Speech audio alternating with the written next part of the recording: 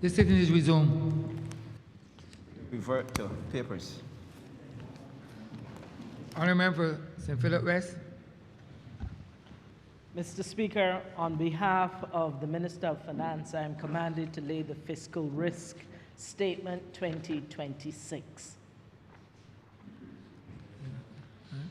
And on behalf of the Minister of Tourism and International Transport, I am commanded to lay annual reports and audited financial statements of the Barbados Port, Inc. for the year ended March 31st, 2024, and the annual reports and audited financial statements of Hotels and Resorts Limited for the year ended March 31st, 2025. Revert to government business.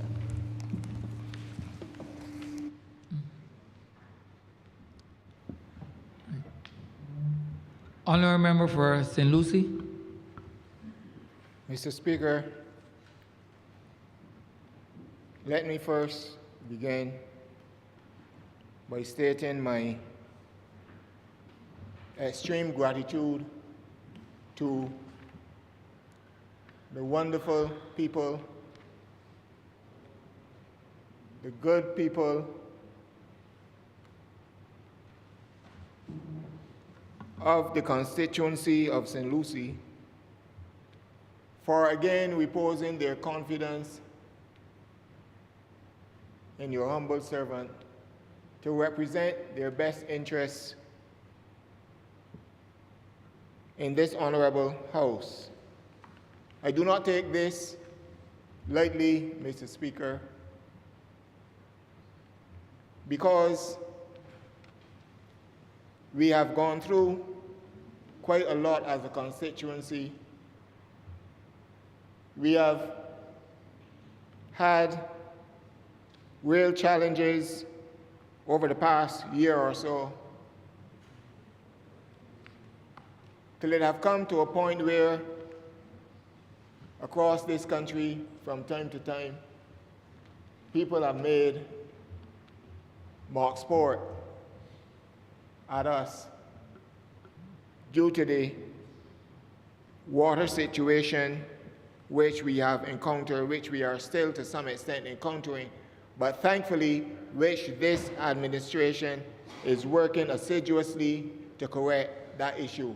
I want to express my thanks on the floor of this House, Mr. Speaker, to the Honourable Prime Minister and to her ministry, the Ministry of Finance, for providing the resources through which we can undertake the massive mains replacement program, which is continuing all over St. Lucie, from east to west, from north to south, central St. Lucie. That mains replacement program is continuing. And I am grateful and I express thanks on the behalf of the people who have sent me here for the third consecutive time. I am truly grateful, and certainly I will do my best to represent them with every sinew, every ounce of blood in my body. I will do my best to represent them because they deserve better. They deserve it. Mr. Speaker, I am thankful as I reviewed this budget and the measures represented in the little time that I had, as I am the first speaker this morning, and received the report kind of late, but nevertheless, I spent the time going through, noting those measures which will benefit my constituents. I want to echo the sentiments or quote part of the presentation, just a line or two of this presentation made yesterday, this evening. And I will replace the word we with I. I have not come to declare victory, but I have come to prove to the people of St. Lucie why they place confidence in me as their representative. This Barbados Labour Party administration has done well in the difficult circumstances that we have faced as a government. In the difficult circumstances thrown at us because of what is happening in the world. In the difficult circumstances, Mr. Speaker, which presented themselves, not our fault, but we do not run away, and we will not run away from what we are faced with. We have stood up and we are standing up to fix the issues and to deal with the issues which have presented themselves. Mr. Speaker, I did not plan to speak in this order in terms of what I'm going to talk about, but I must speak first and express my deep support for the decision of this administration that when a previous Barbados Labour Party administration was bandied and cursed and harassed by the opposition for its decision to build flyovers. That is a decision, Mr. Speaker, which I support this administration in revisiting because it is what has become necessary. We saw the then administration saw down the line, down the road, what could have happened. And Mr. Speaker, I don't know if you experience it, but like you, like we do, we leave home extremely. I left home early this morning to get here, to be on time to do the people's business. And what I encountered this morning, and I've encountered on many mornings in terms of traffic, it is horrendous. And therefore, I would support 1,000% the decision of the government to revisit the building of these flyovers, Mr. Speaker. Traffic backed up from as far back as the entrance to Hamer's Market, right up to the lights at Westmoreland. And you can ask anybody who come in this house who have come from the north. Or you can ask any person on the outside on the street what the traffic is like on mornings. I'm sure that those persons coming from places like St. Philip and Christchurch would encounter similar challenges with traffic. We need and we must do something about traffic management. The north has become, which was one of those areas where you could get to and from quite easily on mornings. Mr. Speaker, I'm sure the honourable member from St. Andrew will support me in this. It has been a horror story. It is a horror story on mornings. When you're coming from the north, I suppose we're coming from all over Barbados. And do not dare feel or hope that there's an accident along the way. That makes it even worse. So I support this measure by this administration to revisit that particular aspect of traffic management, Mr. Speaker, and certainly when they have the meeting at the Alexandra School, I will be there to lend my voice and to assist in putting together what would be required to really deal, Mr. Speaker, with this situation in terms of traffic management on our roads. We have had situations, Mr. Speaker, where as we move along even outside of the construction, the massive construction that is going on across this country, which to some extent at some point in time would cause that situation, Mr. Speaker, we need and we will. The consultation will take place, and I know you will get information coming from almost every resident in the north to support the building of these flyovers to enable traffic to flow much more freely than it currently is doing. Mr. Speaker, I want to speak to the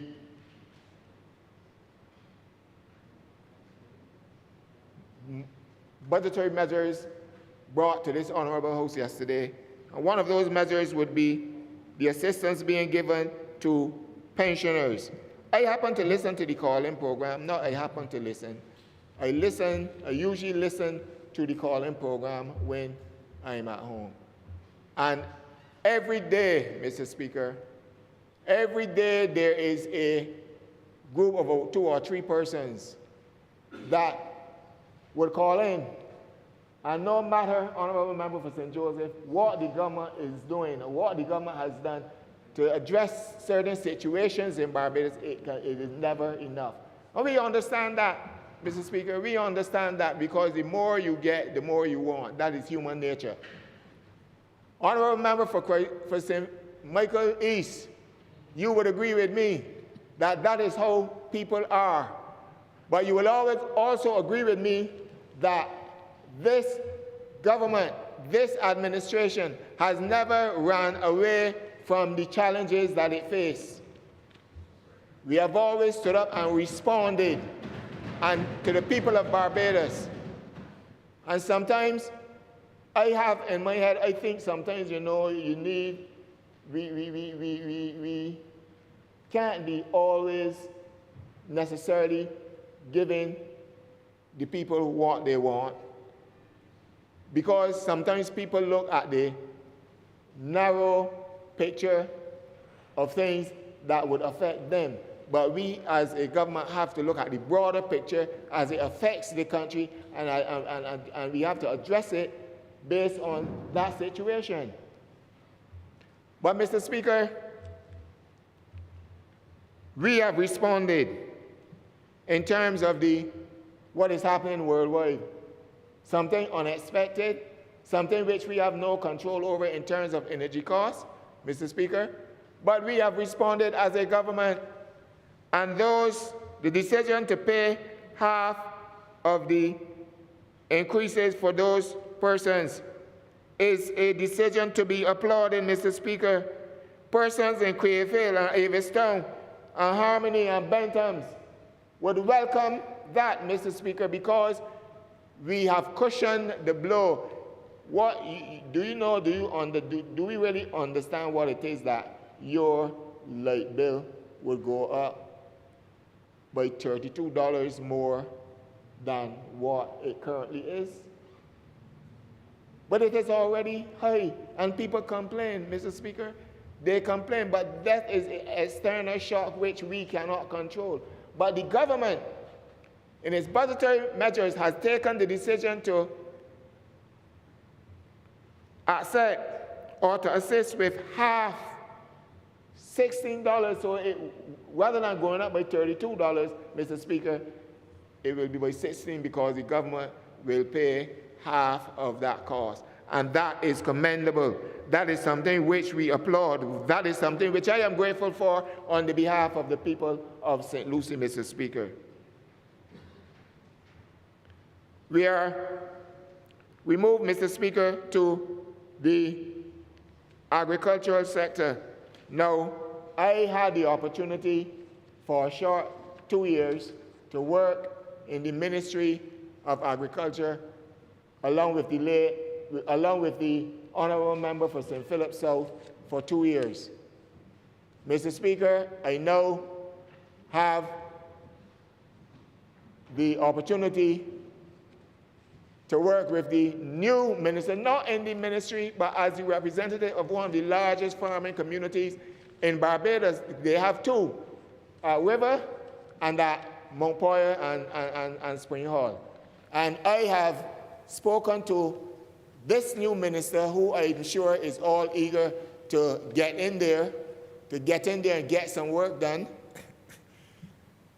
I have spoken to her, Mr. Speaker, to doing a visit to the farmers in those areas. I myself have visited on more than one occasion to see the conditions and what the farmers have to go through, particularly the farmers in Mount Poyer, who are eager and who are doing their best at great cost, Mr. Speaker, who have several challenges. And one of these challenges, Honourable Member for Christchurch South, one of these challenges is the entrance and exit to their farms, the cart roads. The government had said prior that we would enter into a cart road program in terms of fixing those roads to have proper access for these farmers. I have seen, Mr. Speaker, and I spoke to a farmer, I have seen, Mr. Speaker, where a farmer heading a bag of watermelons, heavy watermelons, walking some distance from where the farm is to the front road to load those watermelons, because when it rains, it is absolutely horrendous. It is absolutely horrendous in terms of transporting their produce. And Mr. Speaker, I will push, and I will push hard, and I will work with them hard to make sure and to urge the Honourable Minister, who I know love a challenge, to be able to correct this issue for the farmers. We talk about the breadbasket of Barbados. Those farmers in St. Lucie are making a tremendous contribution to this country and the food and to reduction of the food import bill.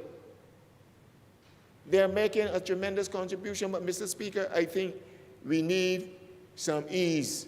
I know they have been given water tanks, but even the water tanks is a good idea, but when you look at it, and I've had hands-on experience, Mr. Speaker. I've gone and I've looked at it with my two eyes, where the pressure coming because of the water coming from the water, the pressure is so low.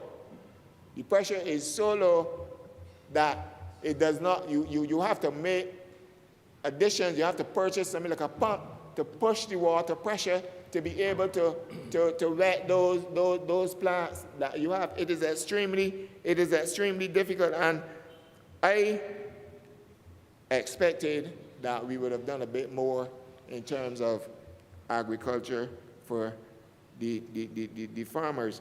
I would, when I speak with the Honourable Minister, I would propose, there are other things that I would propose to her in that conversation. But the farmers at Mount Poyer need additional help. The input can be very costly, but because they love what they do, because they want to help not just their parish, but they want to help Barbados on the whole, they are doing their best and pushing hard. But you know, Mr. Speaker, no one operates or works in a business that is not profitable to them. And I believe to some extent that is why from time to time we have seen people giving up and say they're done with that because of the cost that is incurred from time to time. So, Mr. Speaker, I certainly do hope that coming out of my discussion and conversation with the Honourable Minister, that we will come up with workable, tangible solutions that will benefit the farmers and ultimately benefit Barbados at the end of the day, Mr. Speaker. I also want to comment, Mr. Speaker, on the reduction of the energy costs, the measures taken to reduce the cost of energy for Barbadians and for our constituents. Mr. Speaker, I heard on the call-in program a few days ago where it was stated that the government ain't doing anything for people, ain't doing anything for pensioners, the cost of living going up, and the pensioners ain't getting nothing. And you must agree, Mr. Speaker, that pensioners operate off a fixed income. They operate off a fixed income. Honourable Member, Mr. Speaker, Mr. Honourable Member for St. Peter. They operate off a fixed income. My pensioners and your pensioners, all our pensioners operate off a fixed income. And therefore, when costs go up, they still have the same money to buy the things that have risen. But this government has taken in these budgetary measures to give them, at least, Mr. Speaker, $100. Some people say it's not enough, what it can do, but it is a start. It is a start, and I'm sure, and I want to express gratitude on behalf of those from my constituency to the government for that measure in assisting with that $100, Mr. Speaker. And let me say as well, while I'm at it, Mr. Speaker, we understand that as a country that has no natural resources, these things can challenge us. But we also understand that you do not sit down and fold your hands or cross your feet and say whatever happened, happened. We are entrusted with the management of this country, Mr. Speaker. We are entrusted with dealing with the issues that confront us every single day.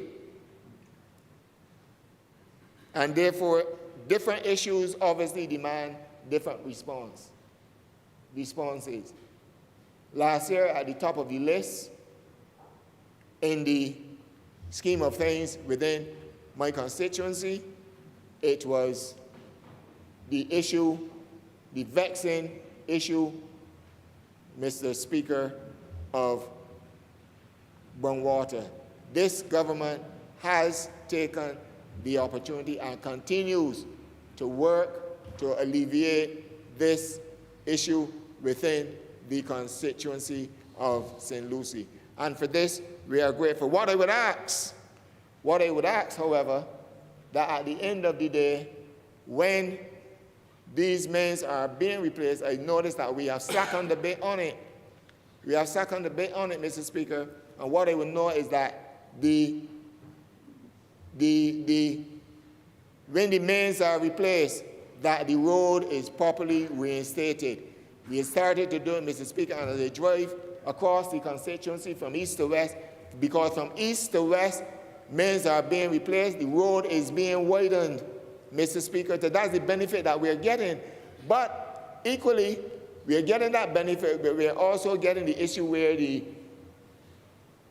roads are not being reinstated, and it is causing damage to vehicles as they traverse the country, the parish, Mr. Speaker, from one area to the next. And I am asking through this, on this floor of the House, that the BWA do a consistent reinstatement of the roads, not one side for a short period of time and then you leave it and all over it, because a lot of work is happening. A lot of work is happening in my constituency, and I'm grateful for it. But equally, I also want that the right things are being done to the people. When you do the work, reinstate the roads. That is all we ask, Mr. Speaker.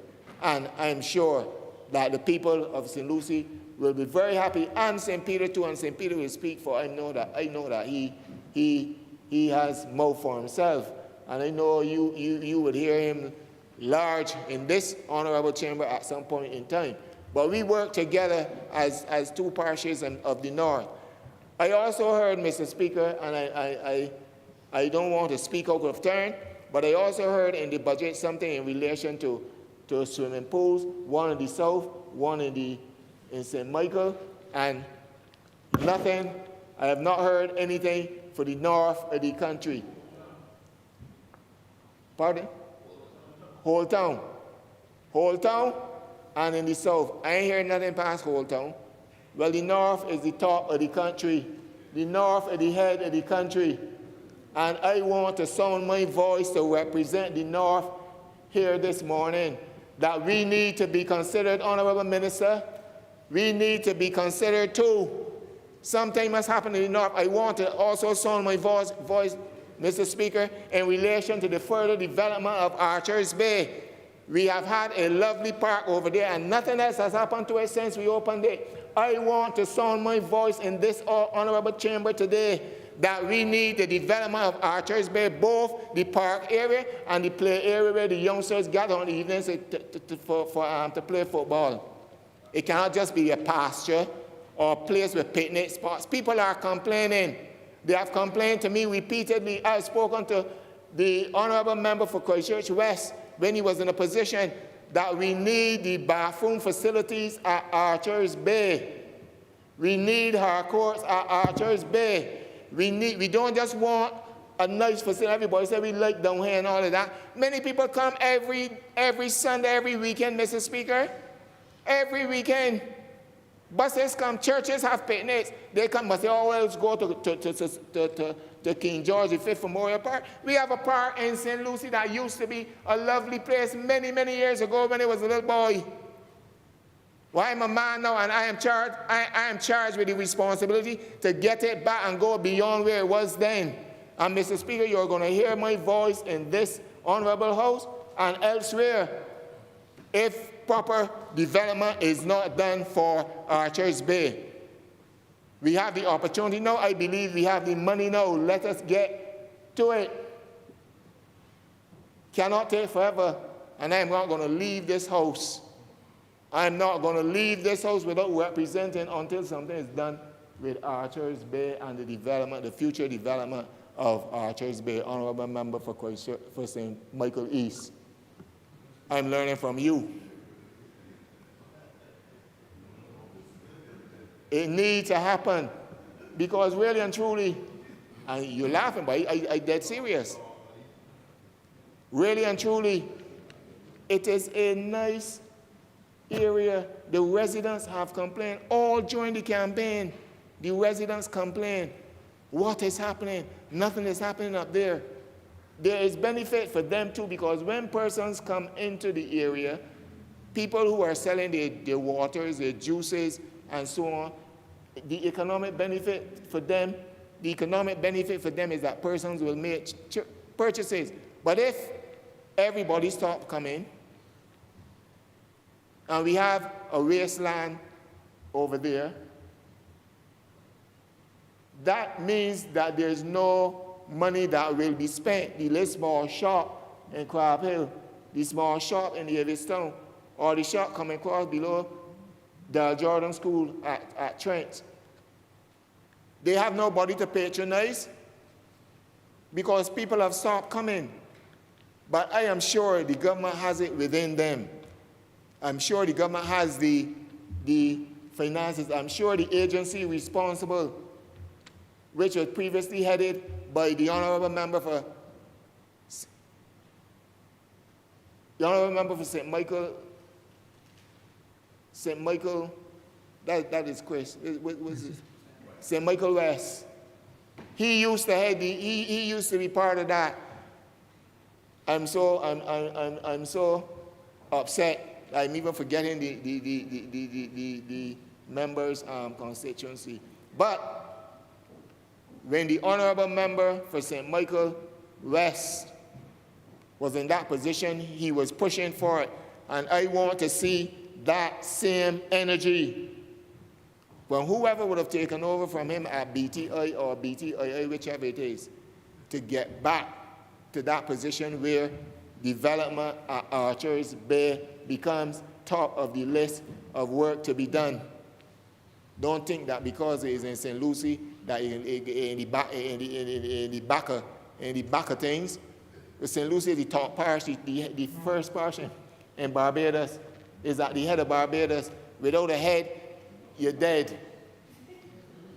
Your honorable member has 2 more minutes. I have 2 more minutes, Mr. Speaker. Yes. Mr. Speaker, I will utilize my two minutes. My two minutes quickly, Mr. Speaker, to give my support to the measures presented yesterday, to urge the government to continue to do what it is doing, the good work that it is doing, but to also remember you have done well. We have had a lot of assistance in St. Lucie through this administration for when the when Labour's Bajan succeed. But Mr. Speaker, there's yet more work to be done. There's yet more to be done in St. Lucie. There's yet more to be done on the behalf of the constituents of St. Lucie, the constituents and residents of St. Lucie. And while I support these budgetary measures, Mr. Speaker, I will urge the government to continue and to focus, and let's have some more of the pie in St. Lucie. I'm obliged to you, Mr. Speaker.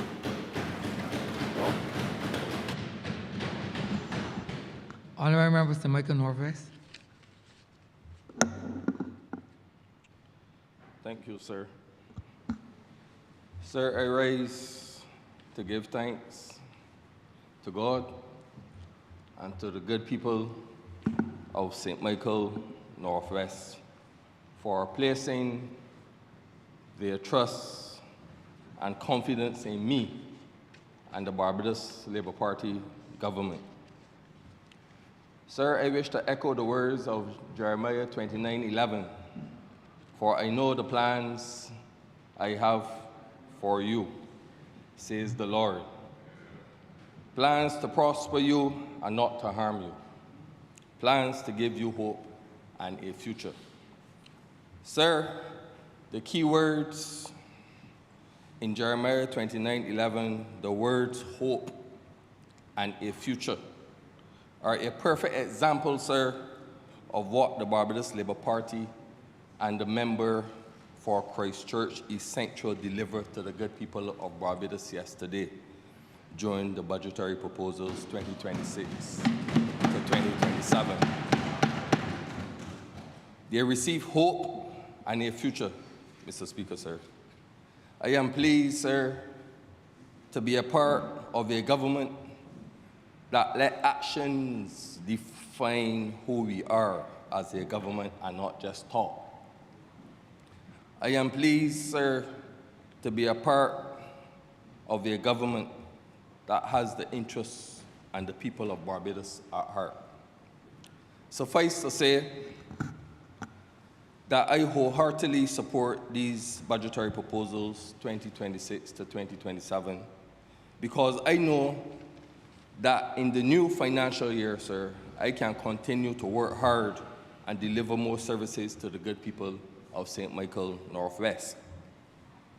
Sir, this government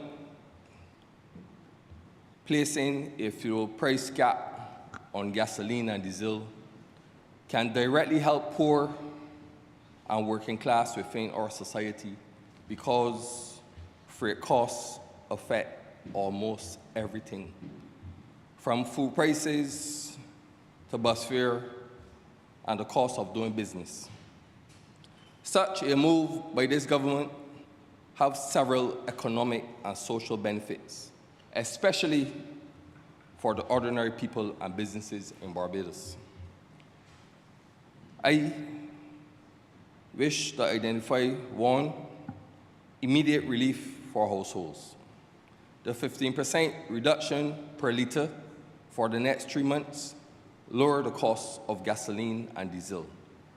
This, sir, directly helps families who rely on their vehicles to get to work, take their children to school, and daily living. Lower fuel costs mean more disposable income, sir, that you will be able to buy groceries, pay your utilities, and rent. Lower fuel costs, sir. This means that the public transportation operators, taxi drivers, delivery services, and small transport businesses benefit from cheaper fuel costs. Reduce cost of goods. Many goods in Barbados, sir, are transported by trucks. Lower diesel prices reduce freight costs, which can help stabilize price fluctuations of food and other consumer goods. Protection from global through a price shock, sir. By capping VAT on fuel, this government shields consumers who will be protected from sudden spikes in international oil prices. This creates price stability during uncertain global conditions, Mr. Speaker, sir. Support for small businesses. Businesses that rely on fuel, such as construction, fishing, agriculture, and delivery services, will see lower operating costs. This will help protect jobs, sir, and maintain economic activity. Inflation control. Fuel is a major driver of inflation, and reducing taxes or capping fuel costs can help ease overall inflation pressure across this economy, sir. And it also shows economic confidence. Policies like this is a signal that the government is actively trying to manage the cost of living, which can improve public and business confidence. In simple terms, this policy aims to reduce the cost of living, stabilize fuel prices, support businesses, and protect citizens while global energy prices remain uncertain. Most of all, I can admit that these policies will benefit my beloved constituents. Sir, I can honestly say that my love for my constituents remain unconditional. I know that. And helping seniors manage the rising cost of living is something that I'm very passionate about.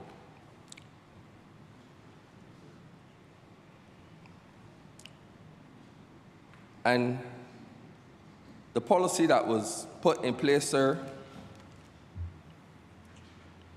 can only become a reality through a government that cares about people. And $100 a month cost of living cash credit gives direct financial support to seniors across Barbados. And this will help them, sir, to pay for essentials such as medication, paying their water bill, sir, their light bill, buying food, and even transportation. And we have so many elderly persons on fixed income, and this extra money can significantly help ease any financial pressure in relation to the seniors across this country. More income is tax-free. Increasing the tax-free allowance from $50,000 to $75,000, sir, means that more pensioners will benefit from not paying taxes, especially those seniors who are still gainfully employed or benefit from other income streams. For example, sir, you know, some elderly people may have properties rented. And you want to know, sir, the real beauty about this policy? It supports seniors without a pension income.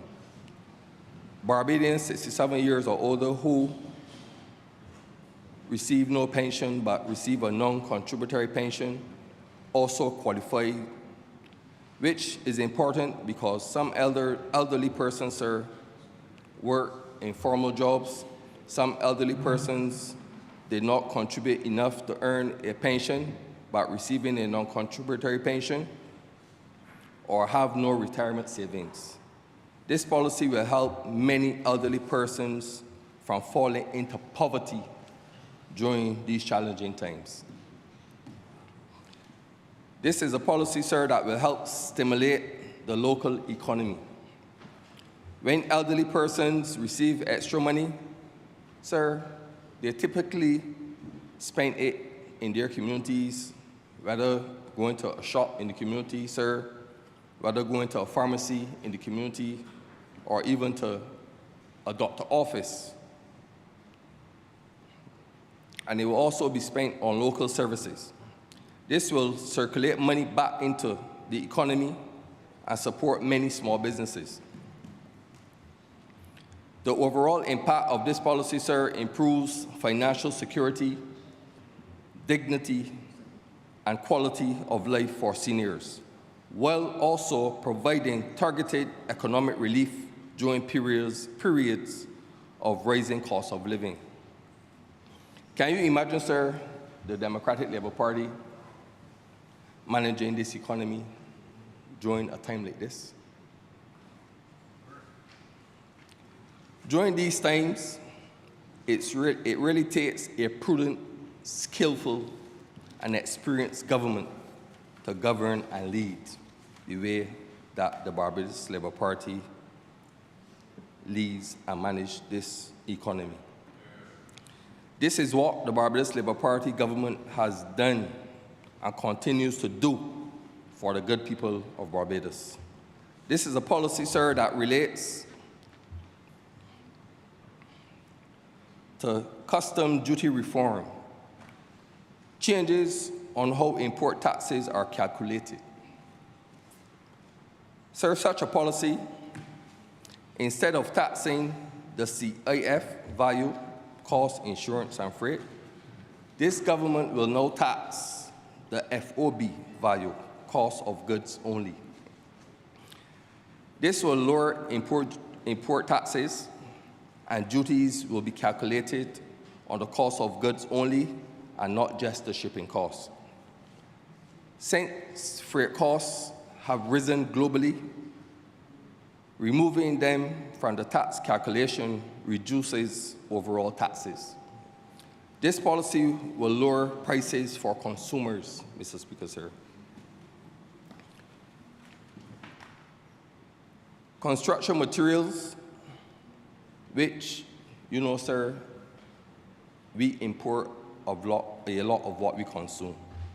So construction materials should become more affordable. We have a lot of people who are trying to acquire their own homes and complete renovations, and this policy will assist in ensuring that homes are built within budget. Renovations or projects that people may be executing can be executed within budget. This policy will also benefit small contractors. It will be able to offer more affordable solutions to their clients.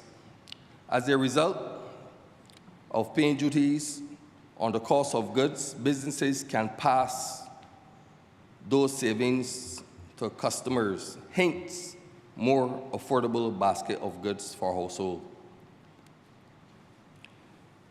Importers and small businesses will pay less duty upfront, improving cash flow and making it easier to keep prices competitive. In simple terms, people will not be heavily taxed on high shipping costs, which can help make goods cheaper and make cost of living more manageable. Sir, this policy means that Bajans don't suffer because of external shocks within the global economy. These policies build trust and shows that leadership is proactive and people-focused. I trust, sir, that during the new financial year, I will be able, sir, sitting on the back bench, to get more jobs for my constituents from the various government departments, such as the Ministry of Transport and Works, Barbados Water Authority, NCC, also more jobs in the CV program, the Social Empowerment Agency, National Assistance Board, to mention.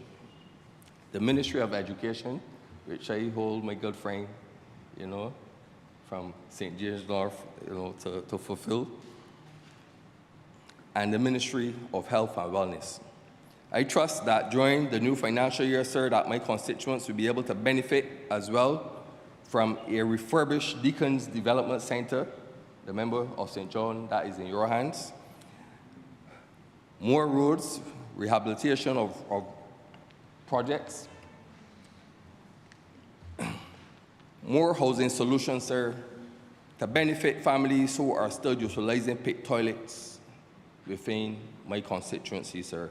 Sir, I hope that in this financial year, I will be able to build another 10 or 15 houses, and by the end of this term, probably 50 or 55. Because, sir, the need for housing is in great demand. And I know that in the urban community, sir, we have a lot of families who live in substandard conditions, and because of land issues, sometimes the Rural and Urban Development Commission, sir, they are unable to help these families because of the land issues that some of these families may be encountering. And I hope that within this year, sir, that when it relates to land and people who live in urban housing having issues with land, that this government will be able to do more to help rectify those issues so that those families, sir, will be able to benefit from the Rural and Urban Development Commission. Sir, I trust that in the new financial year, that my constituents will benefit significantly in more ways than one. And I wish, sir, to say that there are many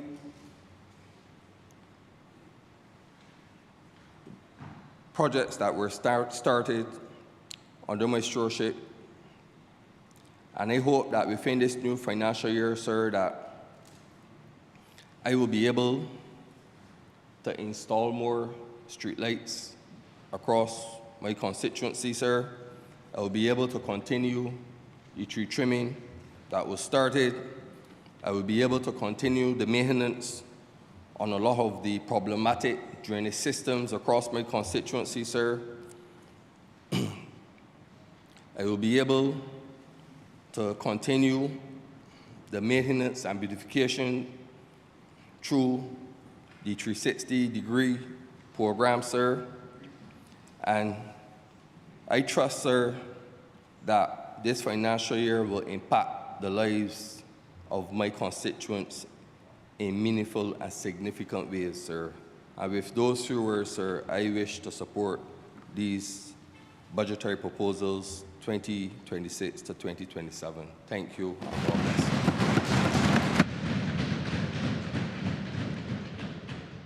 Honourable Member for St. Philip West. Thank you, Mr. Speaker. You know, Mr. Speaker, between yesterday and this morning, since the budgetary proposals were done, I have heard from a number of my constituents from St. Philip West, and I want to thank those who have reached out to share their thoughts on this budget. And, sir, I want to report that by and large, they were very positive, sir. The people of St. Philip West seem encouraged by this budget. And a couple of them, sir, I must add, came from over by Britain, number 1, where the road, the Carrot Road, has finally started. And they were happy not only about the road, but the budget was also something about which they were happy, sir. And I must say I joined them in being happy. One of the things that was appreciated, sir, was that this budget called for us to look at now but also to prepare for the future. It was not a short-sighted budget, sir. It looked at the present, and it also called to us to give some consideration to the future and what our part in it must be. You heard the honourable member from Christchurch East Central and our Minister of Finance deliver an outstanding budget yesterday. And one of the things that I took away from it is certainly that if war and the warfare that we have now on tariffs and on territory and on trade and on all the political touchiness that is going around, should this continue, we see what is coming down the pipeline. And sir, what would be coming at us if this continues? It is not pretty, either for Barbados or for the rest of the world. But this Barbados Labour Party government, as is true to our nature, we face tough times.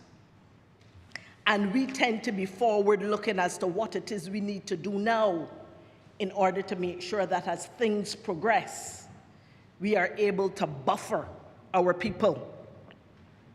Sir, this budget of 2026, it seeks to make sure that the people of this country who will be impacted, even though we never started wars, and even though we can't stop tariffs, and even though we can't control trade, the people of this country will be impacted, and this budget seeks to make sure that they will not suffer through it by themselves.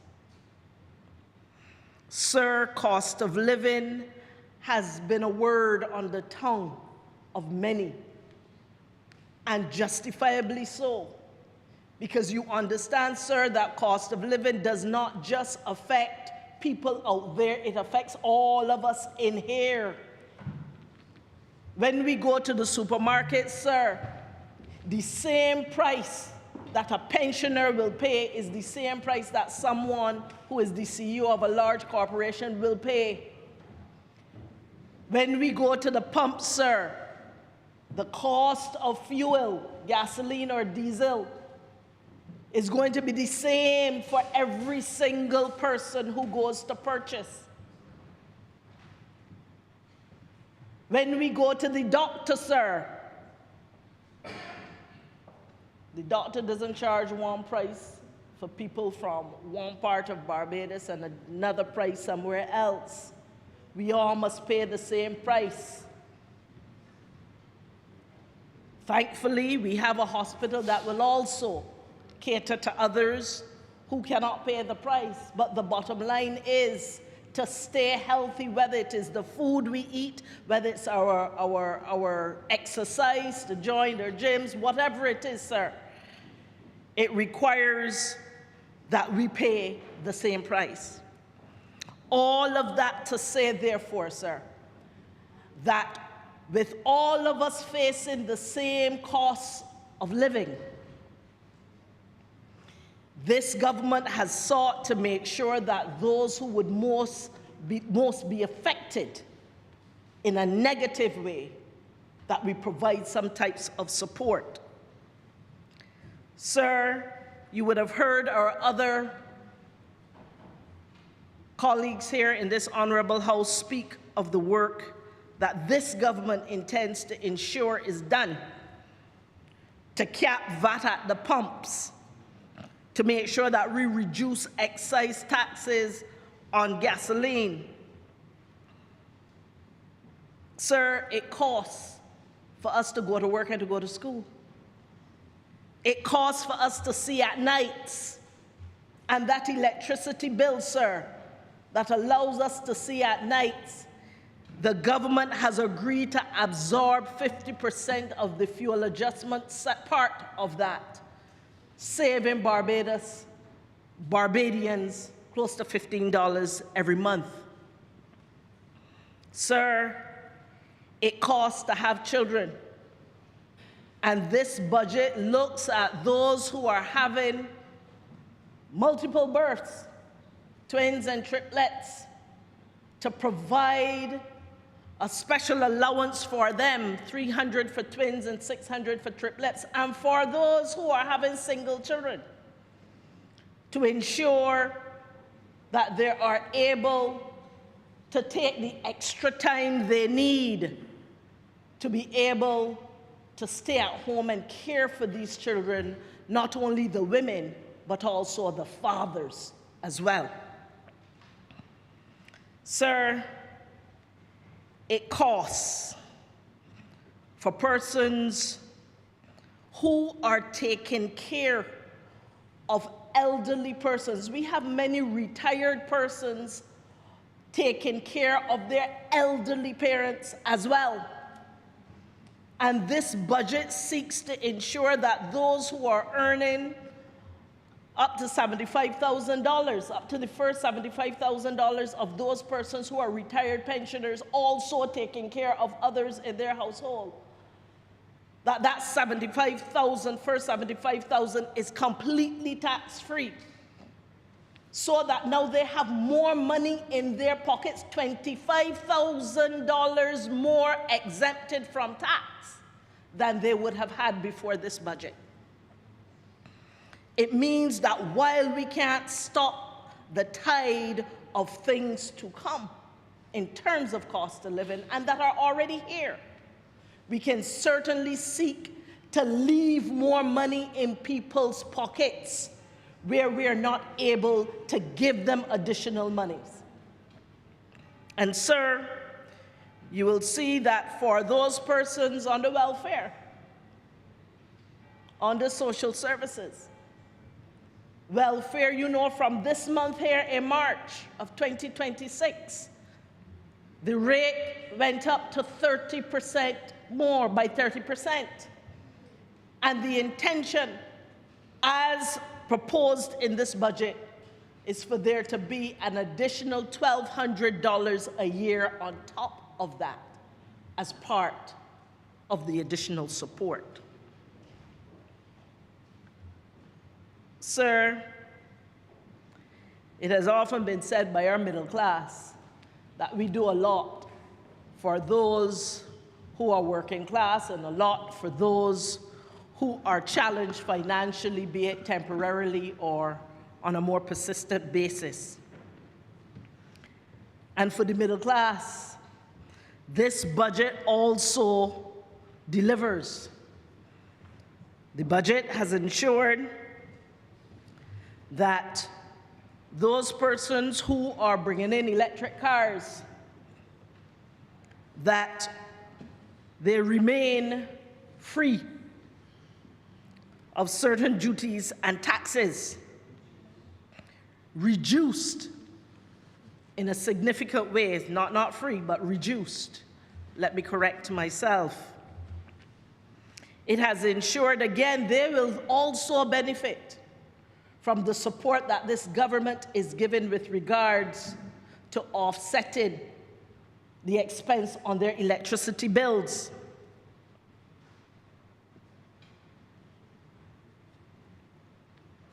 For all primary school students, and I am sure that our minister responsible for education will talk about it,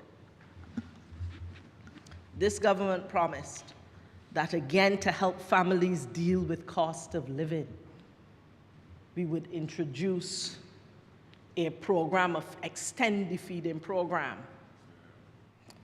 Extend the feeding program from just lunch to include breakfast. And this is no matter what type of income background you come from, all Barbadian children will benefit. Sir, the appropriations bill that just passed is something that I feel very pleased about. I see that there is significant resources that will be put into ensuring that our infrastructure, our road infrastructure, that our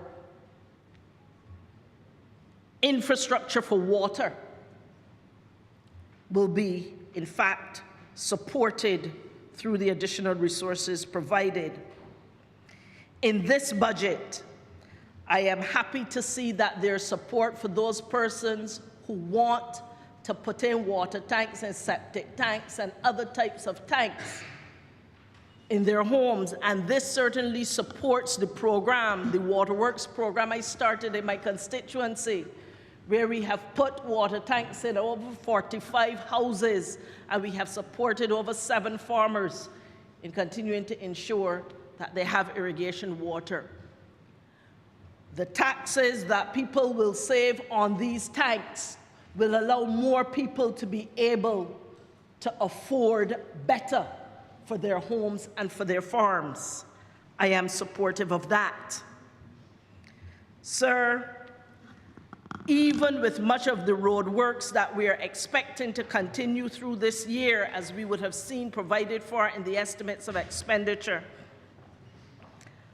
I am happy to hear that a part of that effort will be traffic management. This morning, sir, as I came in here early, no less than 6 of my colleagues in here complained about the traffic.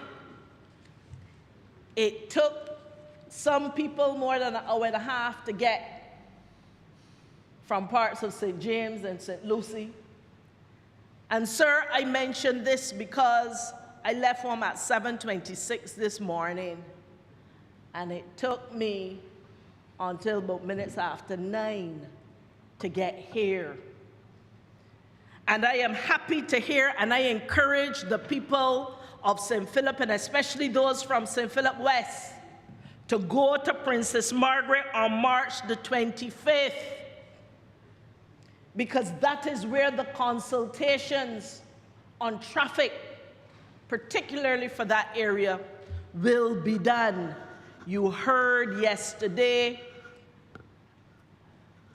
the Minister of Finance in the delivery of the budgetary proposals speak of traffic management being a significant part of the work we will continue to do. And I am happy to hear in these budgetary proposals that consultations, the people who use the roads every day, who are part of the communities where there are traffic jams, that they will be a part of the process of determining how we move forward with traffic.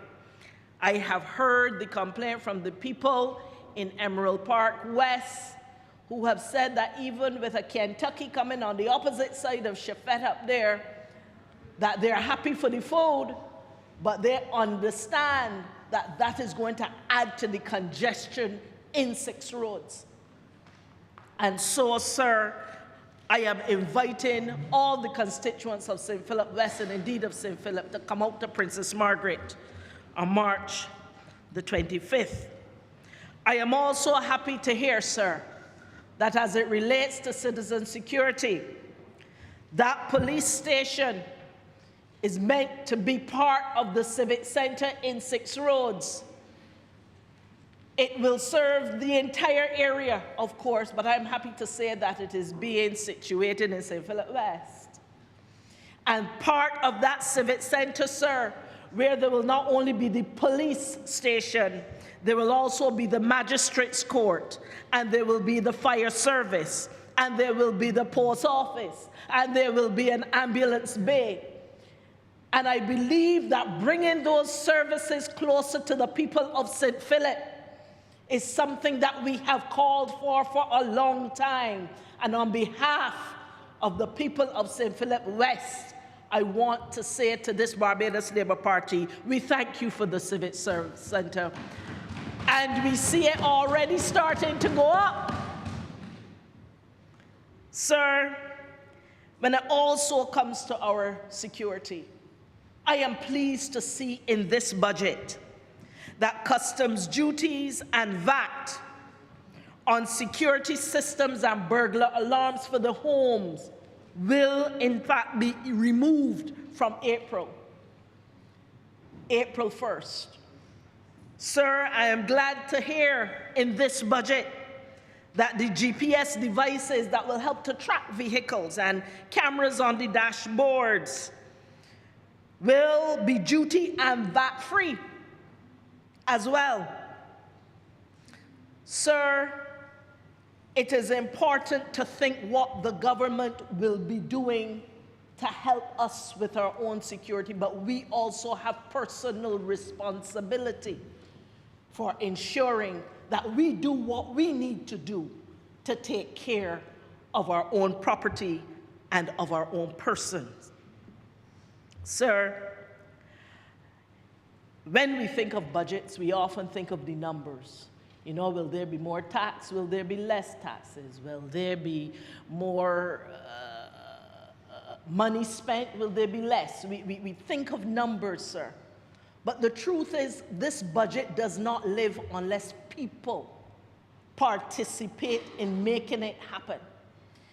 And this is the point at which I want to shift slightly to the ministry for which I have some responsibility, which is the Ministry of the Public Service. Mr. Speaker, you know that we have a lot of talented people within our public service. Very talented. We have a lot of skilled people within our public service. But the culture of the public service has not always been focused on solving problems. It has been focused on getting the process and the paperwork right, not always on solving problems with urgency and with the finality that is required to make sure that the same problems do not repeat themselves again.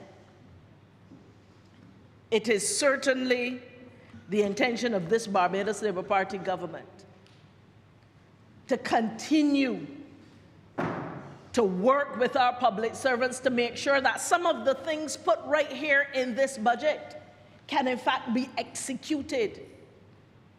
We see in this budget there's talk about a beneficial, ownership registry that will help to give transparency to who really owns money and who really benefit from the businesses. And that is good for Barbados, because as we create greater transparency and we're more responsible in doing these things, it keeps us off the many lists around the world that will cause Barbados to have a bad reputation. But sir, if we as the public service and as public officers do not make sure that we have put in place the type of team and the type of unit that can administer this properly, this would just be a budgetary proposal, but implementation will not be right.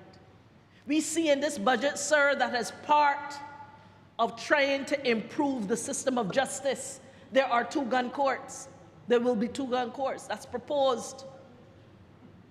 The honourable member for the city will likely speak on that. However, sir, they cannot happen unless we actually set them up properly in the way that takes people, sir. We talk about the fact that there are all these different subsidies or supports or removals of VAT and duty, but these cannot work unless people do what they're supposed to do. We had a survey on the state of digital learning in Barbados. And one of the things that it found is that the problem is not that when it comes to people who are tech savvy and understand the digital world and can implement what needs to be done to improve efficiency and to be more productive, that it was not the people who were being hired that had a deficiency. In fact, the survey showed that Barbados was able to hire, for the most part, whether it's in the private sector or in government, the persons with the requisite skills to be able to work in a workplace powered by digital.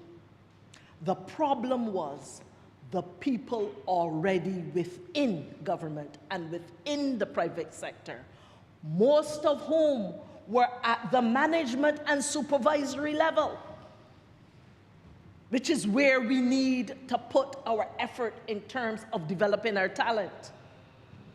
And this budget offers 75% from government for those businesses seeking to digitize and to digitalize their processes.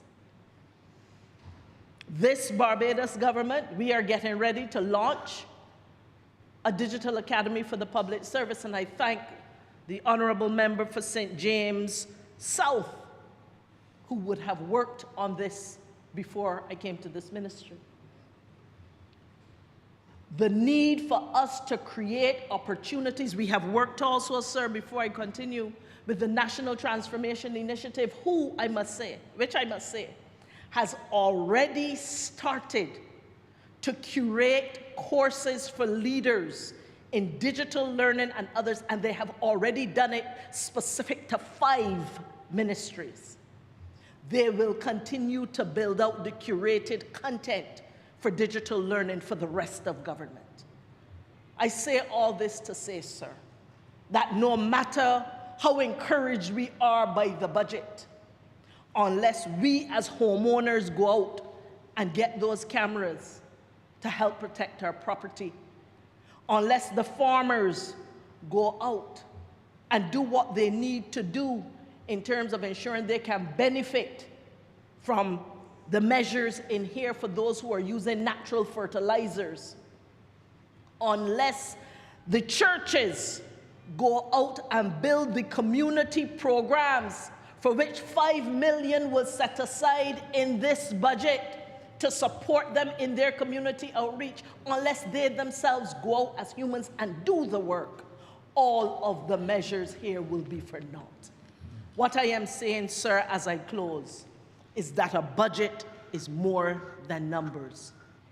The budget is really about people choosing to participate and ensure that this country and they individually can actually participate and benefit from the measures within this budget.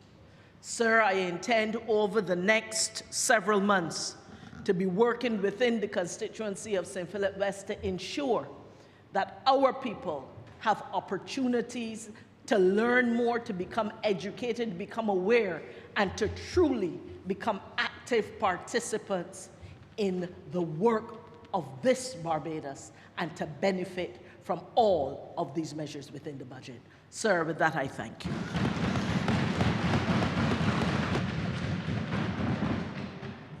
Honourable member for St. John. Good morning, Mr. Speaker. I rise in full support of this budget for 2026-2027.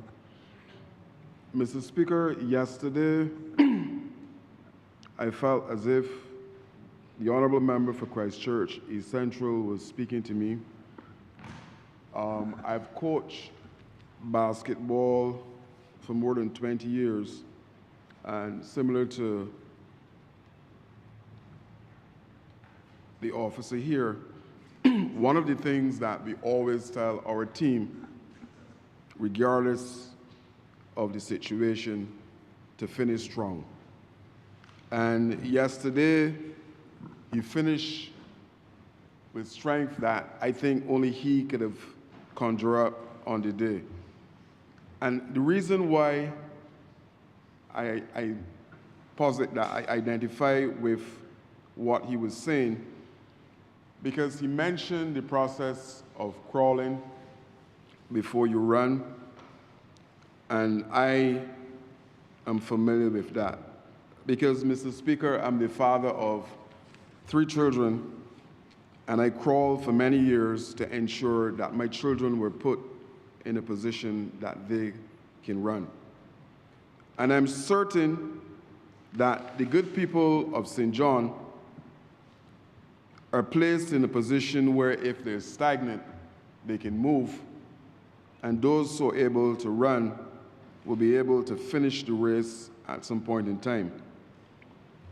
And I want to say here thanks to the constituents of St. John who felt it was necessary for me to be a part of the process of being in this August chamber to represent them and to represent the needs that they have in the constituency of St. John. And one of the reasons, Mr. Speaker, that I came to Parliament was exactly for that reason. The fact that I was able to allow my children to run, I believe the onus is on me now to make sure that individuals within the constituency of St. John can run and run at a pace that they will be satisfied they can complete the race and do podium in their own right. The budget yesterday, Mr. Speaker, provided an opportunity for my constituents to grow, for my constituents to reap some of the benefits of a government that is caring. The cost of living and energy relief that came yesterday in the budget would benefit, I believe, every single household within the constituency of St. John, and I give thanks for that. Members before me, and I don't think I need at this time to repeat every single aspect of the budget in relation to how it reads down to the constituency of St. John. I heard the Honourable Member for St. Lucie speaking about how it will benefit his constituents, and I'm sure that mine will benefit as well. And I'm humble, absolutely humble, to be a part of a process. You know, I have a daughter who said to me, "Dad, you're not a politician, you're a man in politics." And I embrace that because, Mr. Speaker, at my age and at this time in my life, I don't fake moves. What you see is what you get. And it is a situation where, even though it is difficult to say this, when I look around at my colleagues, I believe that I am the least among the apostles. But I press on. Mr. Speaker, to be a member of this team, and again, I want to stress the gratitude that I have for the people of St. John and my team who assisted in relation to us being involved in the elections. And I also want to use this forum to express gratitude to the Prime Minister for her role in the process. Because if ever there was an oxymoron, then this would be it. Because the Prime Minister came to St. John and it was whispering thunder.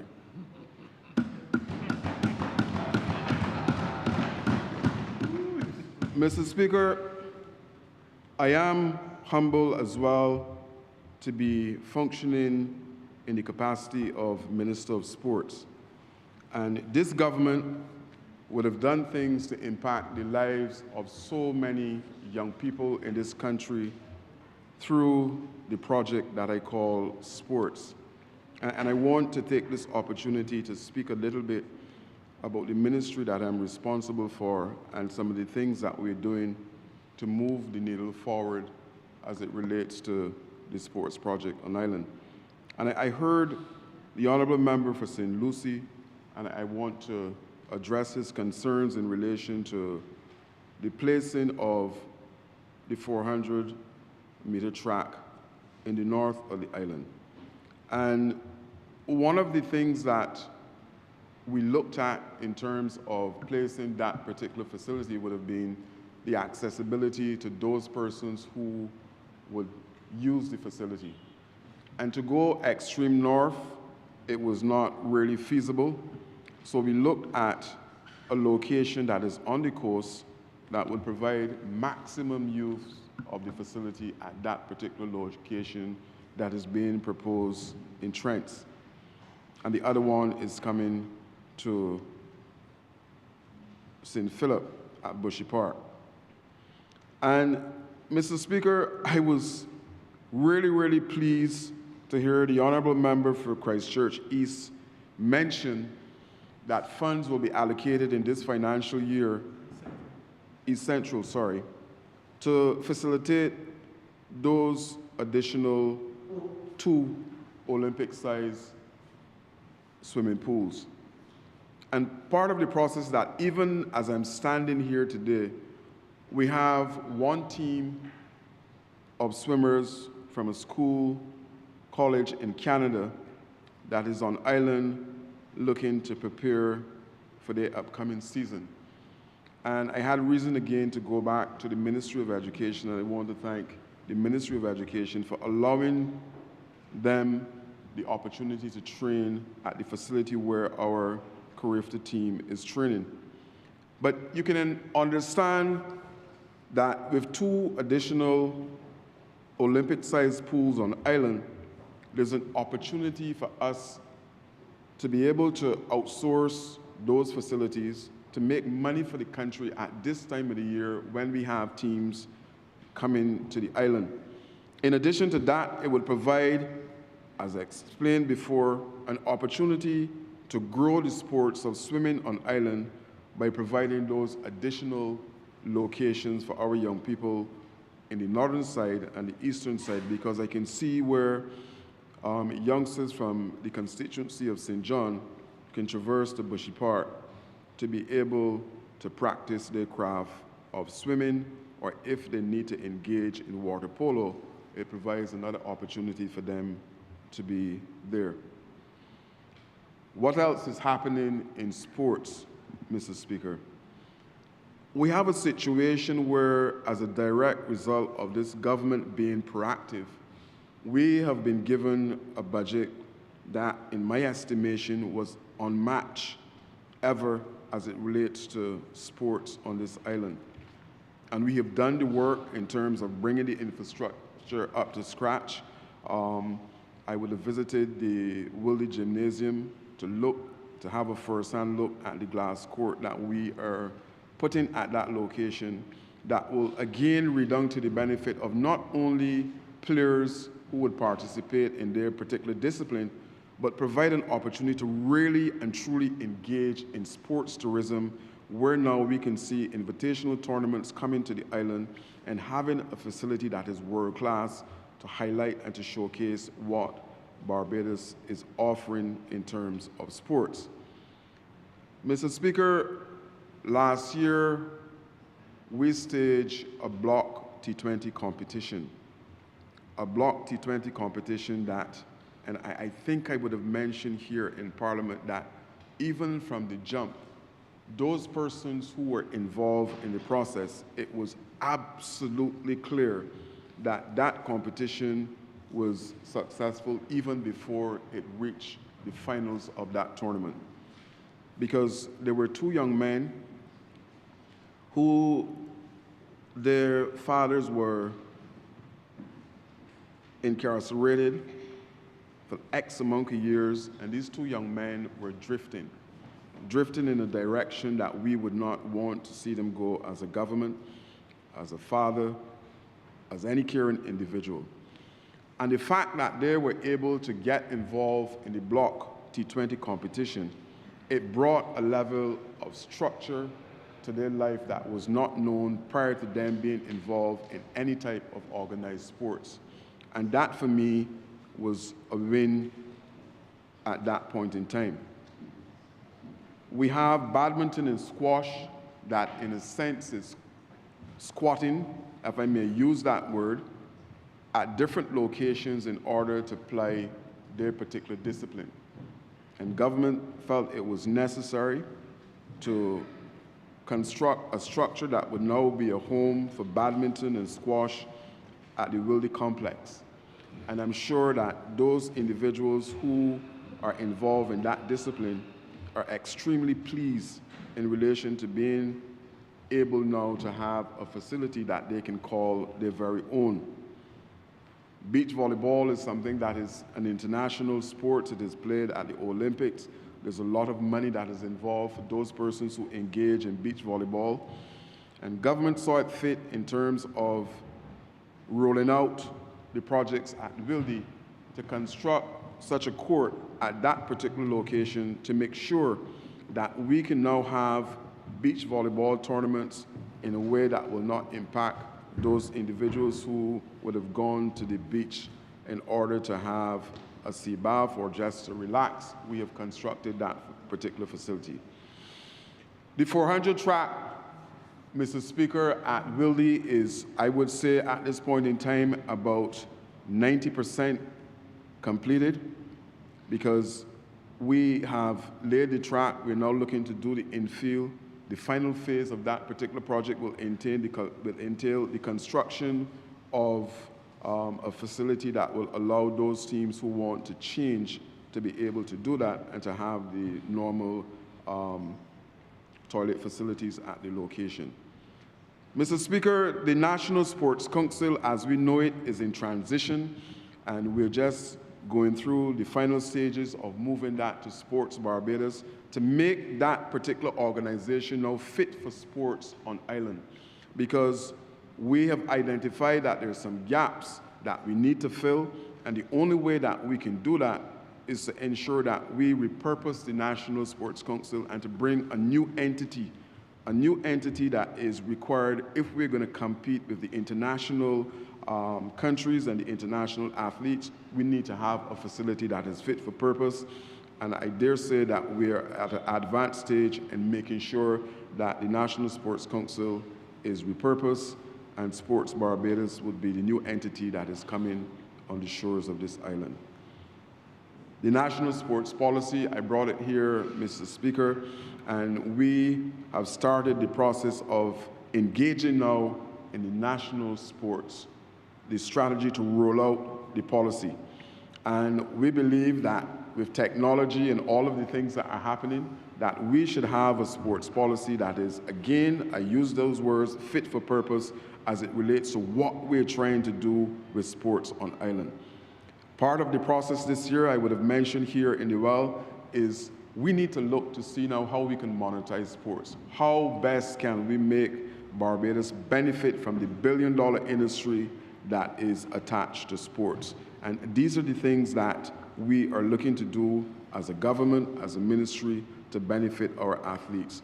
From right here in this chamber, the minister responsible for MIS would have indicated that he would have triggered an idea some time ago with a previous sports minister, one of my predecessors, about esports.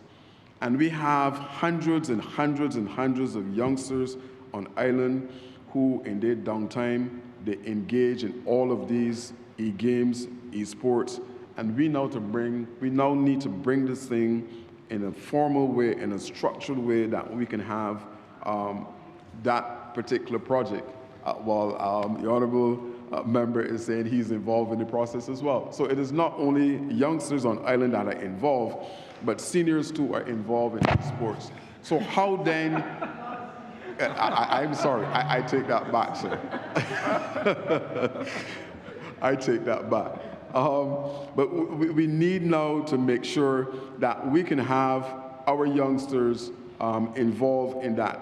The wider we go in relation to sports, I think it is best for us, because we open opportunities for our young people to see what it is out there that they're interested in. I believe that a message must go to parents, Mr. Speaker, that this is not just a fun thing, but it is a way of life. I mean, we have the opportunity to send individuals overseas on scholarships. We have an opportunity that money, real money, is made in terms of this. And we all of us know what it is when one of our athletes or team is on podium, the pride that is attached to that particular athlete and to the country as a whole. You just feel that there's a lightness on island. For example, when Shadea Williams would have won at the Commonwealth, there was a total different situation on island, because there was a level of pleasure. I will not say that this is the situation in relation to our current West Indies team, but we're getting back there.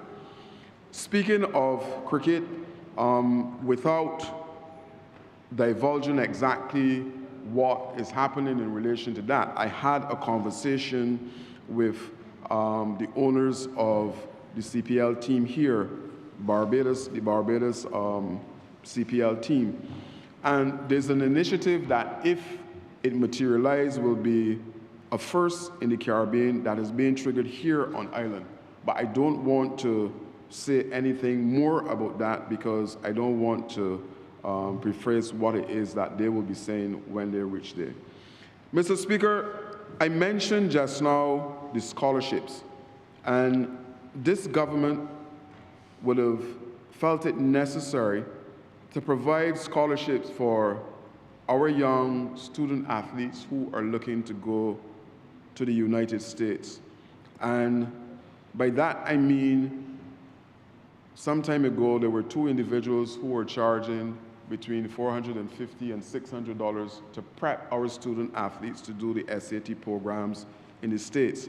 And I know for sure that their parents, single mothers in the constituency of St. John, who would have been unable to pay $450, far less than $600, to prepare their young athletes to be able to source that training. And government, through my ministry, decided that we were going to take the responsibility of providing that service to all of those young people on island who are interested in becoming an athlete in the States.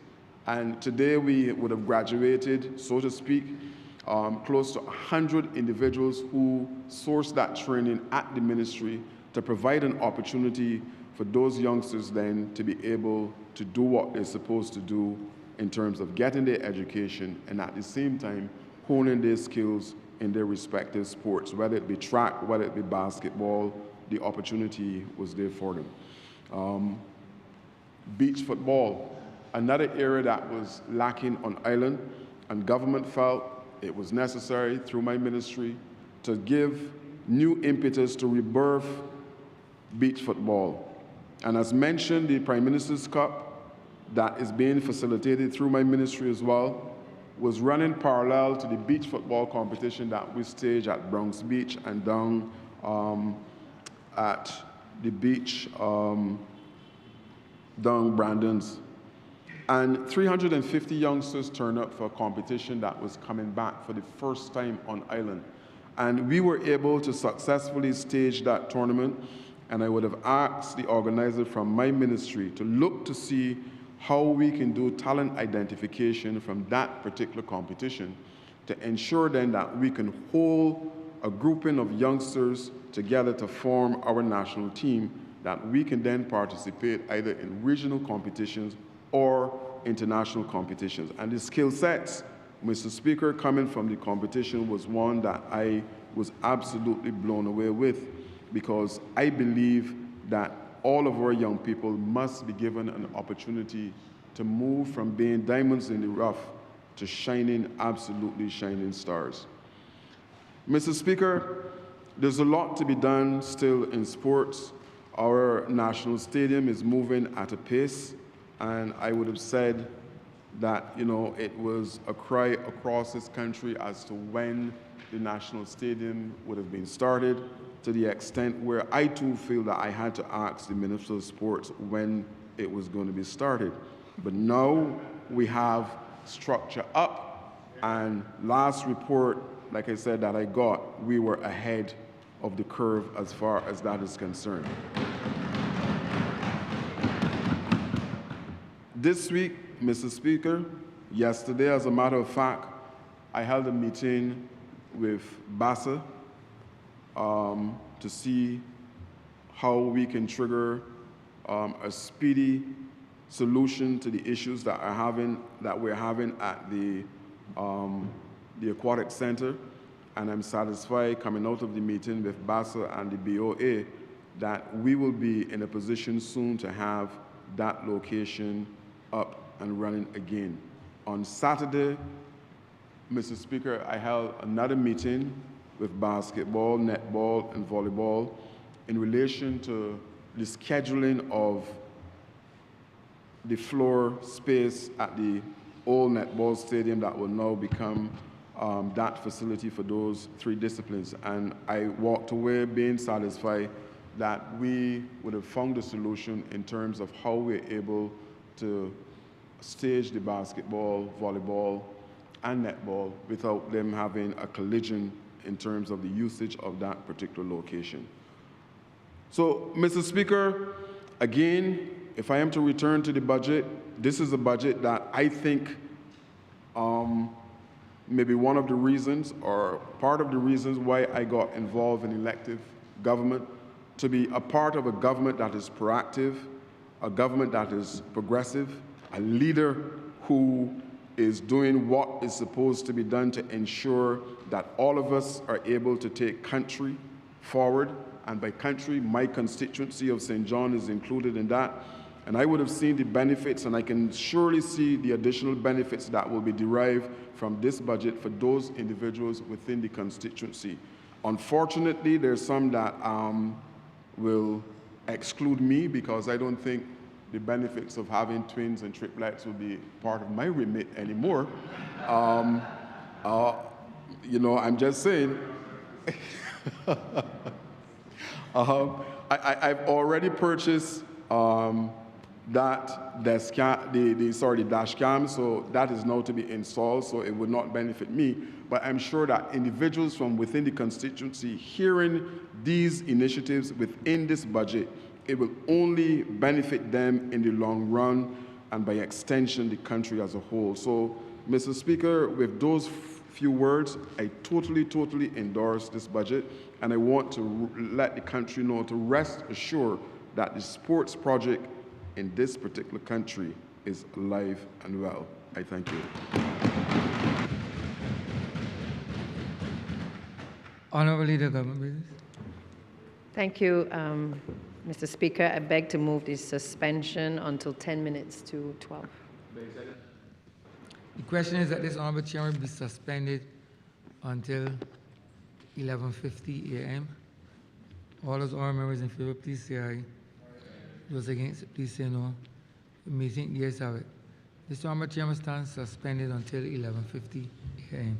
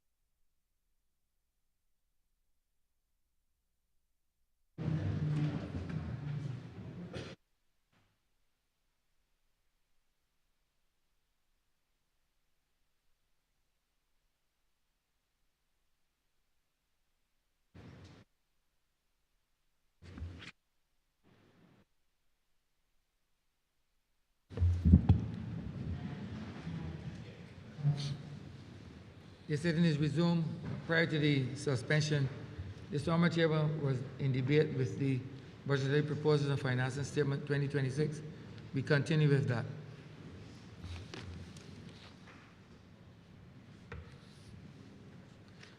Honourable Member for St. Joseph. Mr. Speaker, I rise today in this honorable chamber with a heart full of gratitude. First and foremost, I want to give thanks to Almighty God, whom I acknowledge as the author and finisher of my faith in guiding me to this moment, and in whom I have the confidence that his favor will continue to guide me in my political journey.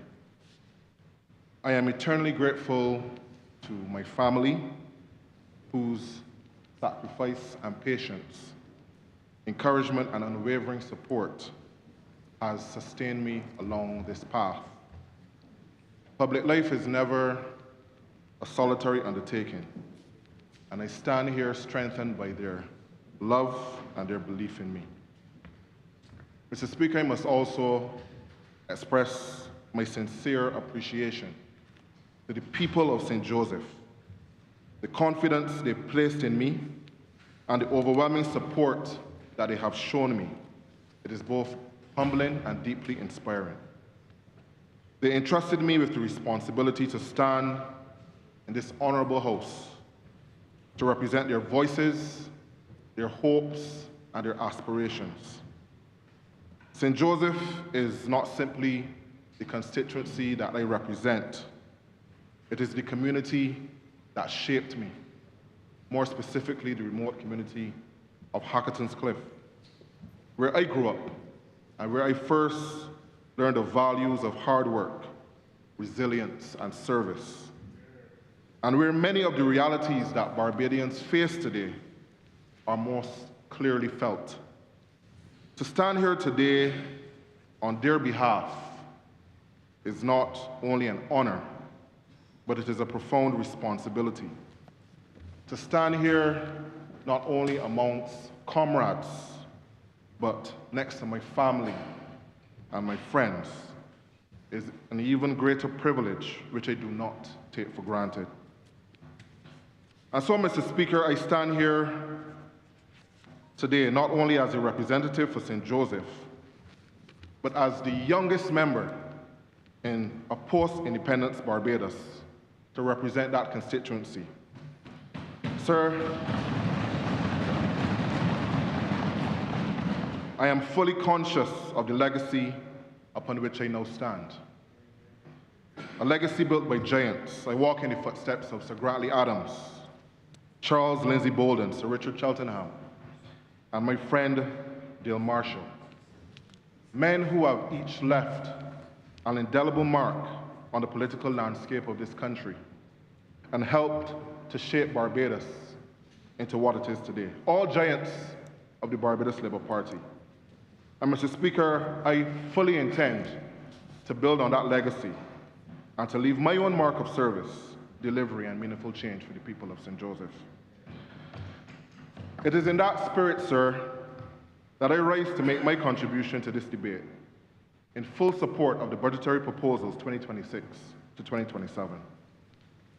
So, Mr. Speaker, in examining this budget, I ask a simple but important question.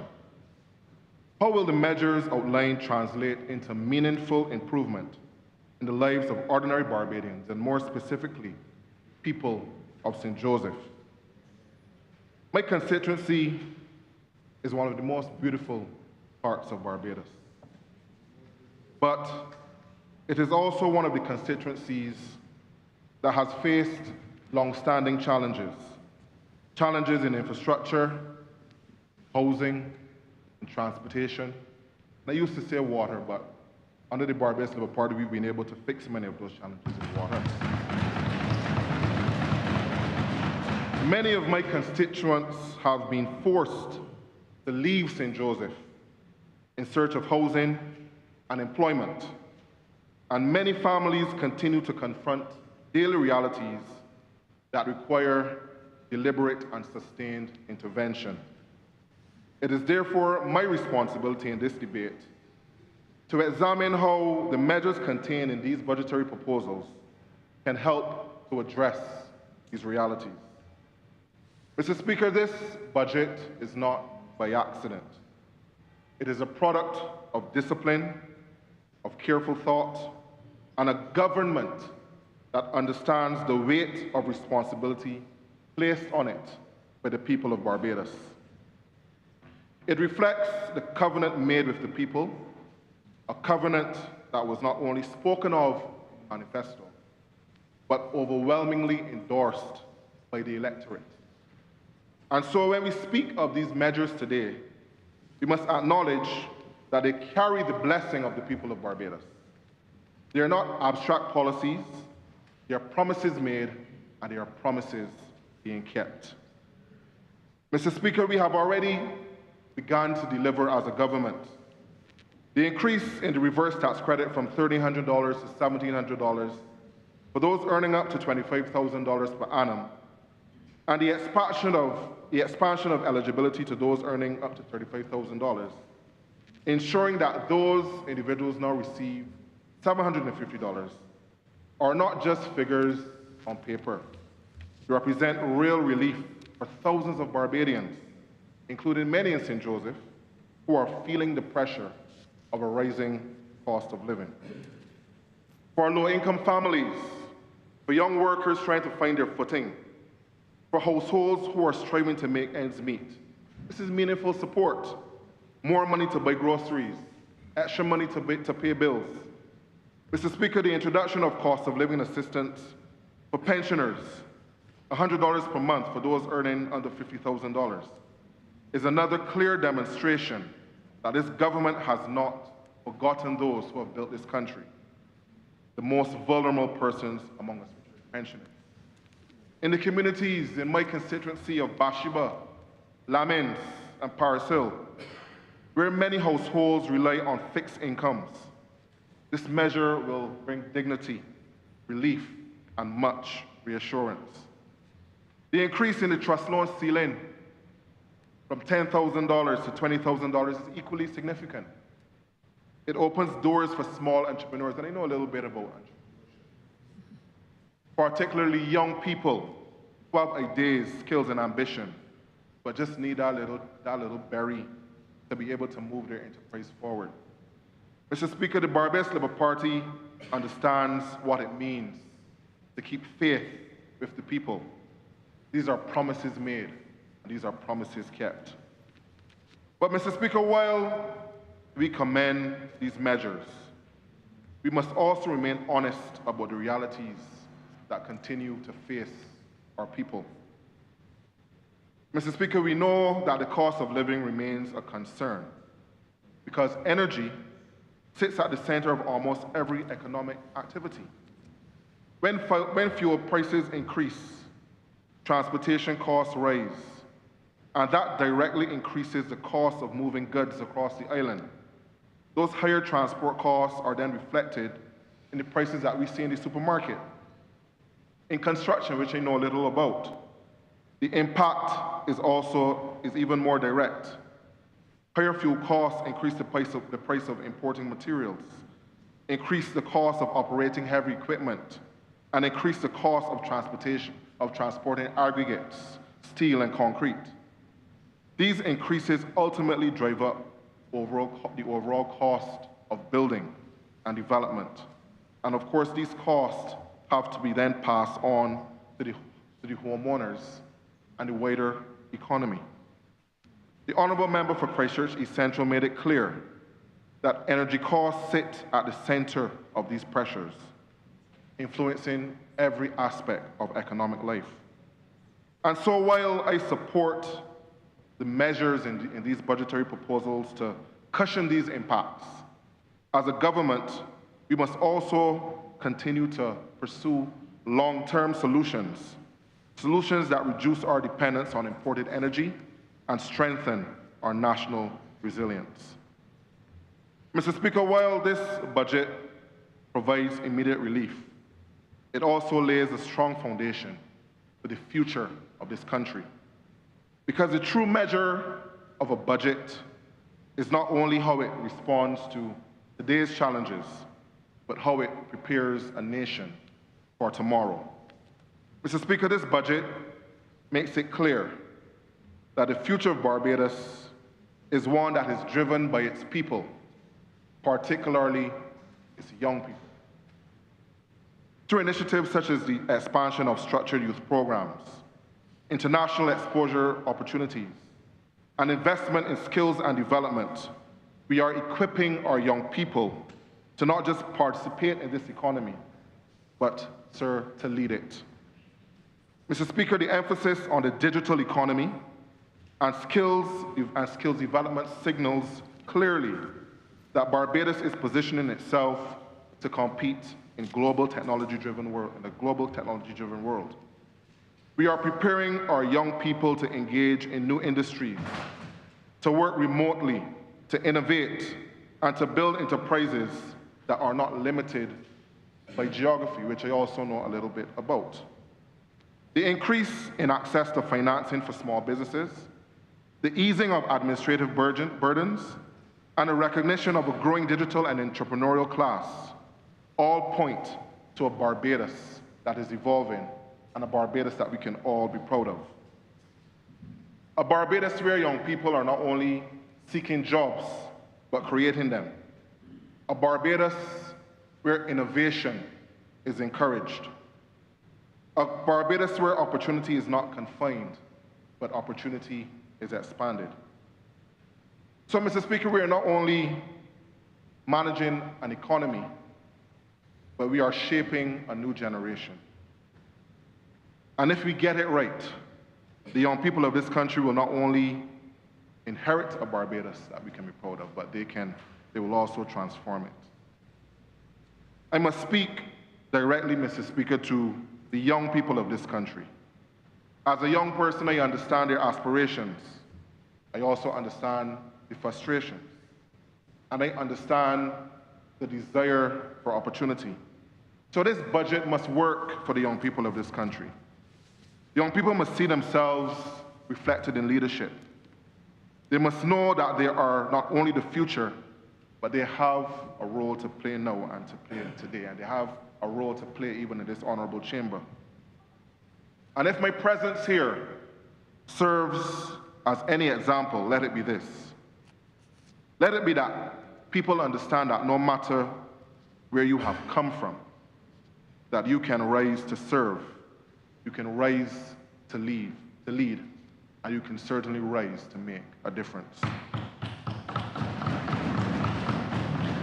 So, Mr. Speaker, I support this budget because it reflects discipline, it reflects compassion, and it reflects promises made by this great Barbados Labour Party and promises which have already been kept. This budget does not only serve to look good on paper, but it must work in practice. It must work for my constituents. It must work for the young man in Lamins seeking opportunity. It must work for the mother in Branchbury striving to provide for their families. It must work for the pensioner on Hackleton's Cliff who deserves dignity and comfort in their evening years.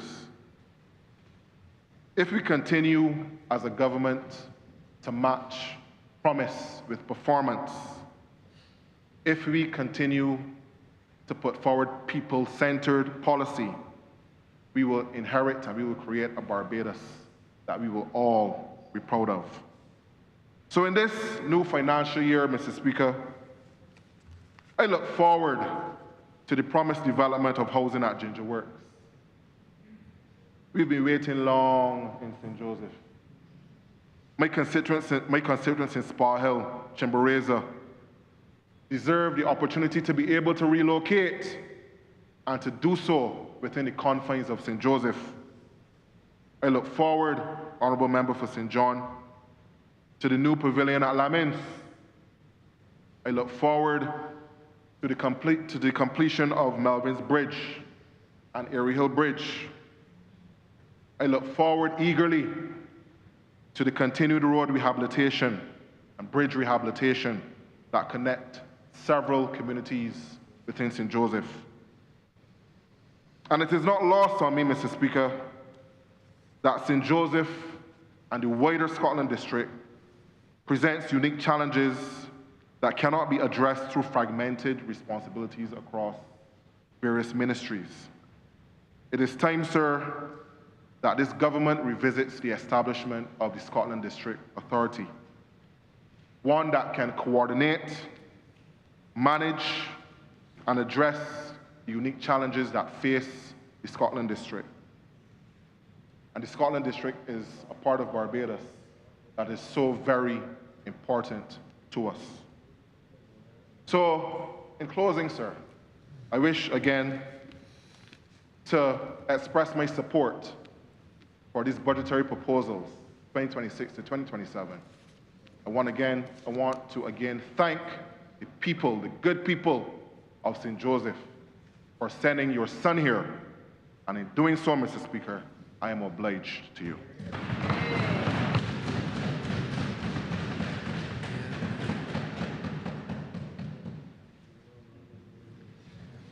Honorary member for St. James North.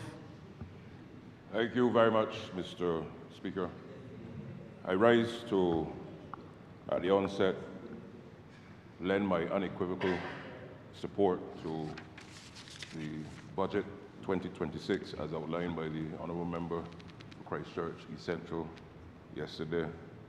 And I really want to place on record how pleased and happy I am, not just at his presentation, but the way in which he was able to clearly set out a path for the way forward, not just for the economy of Barbados, and in particular in this financial year, but how do we as a country build resilience, cohesiveness, whilst at the same time ensuring all of the areas of opportunity and meeting challenge head-on can be addressed in a way that will bring pride to our country.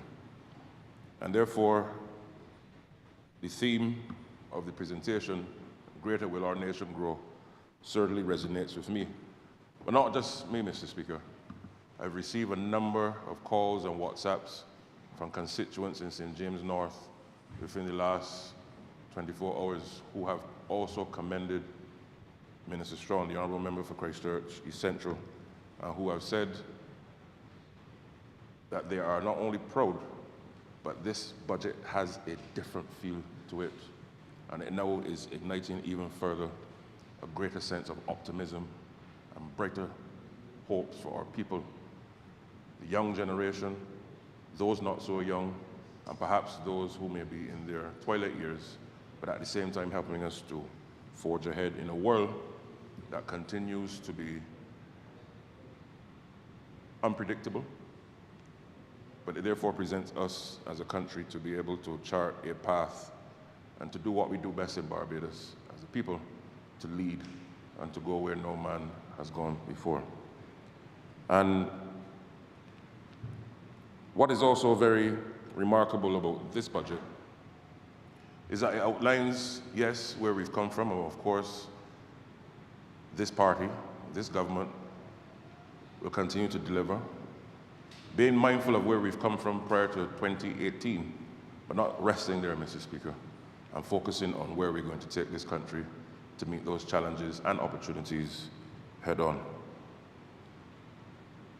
And running through the theme of the budget has been a theme, to my mind, which comes at the ideal time for reflection. And what do I mean? I've said it many, many times before. I've said it throughout our recently concluded election process.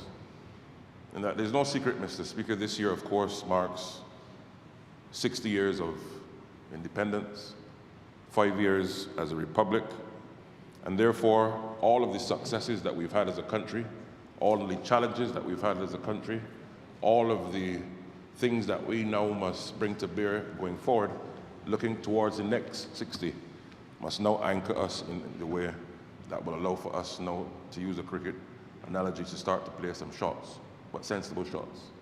Because sometimes, if the bowling looks sweet, and you don't read the wicket well and where the fielding is placed, and you step outside the crease, you might either get bull, caught and slip, or you run on the wicket and you get run out.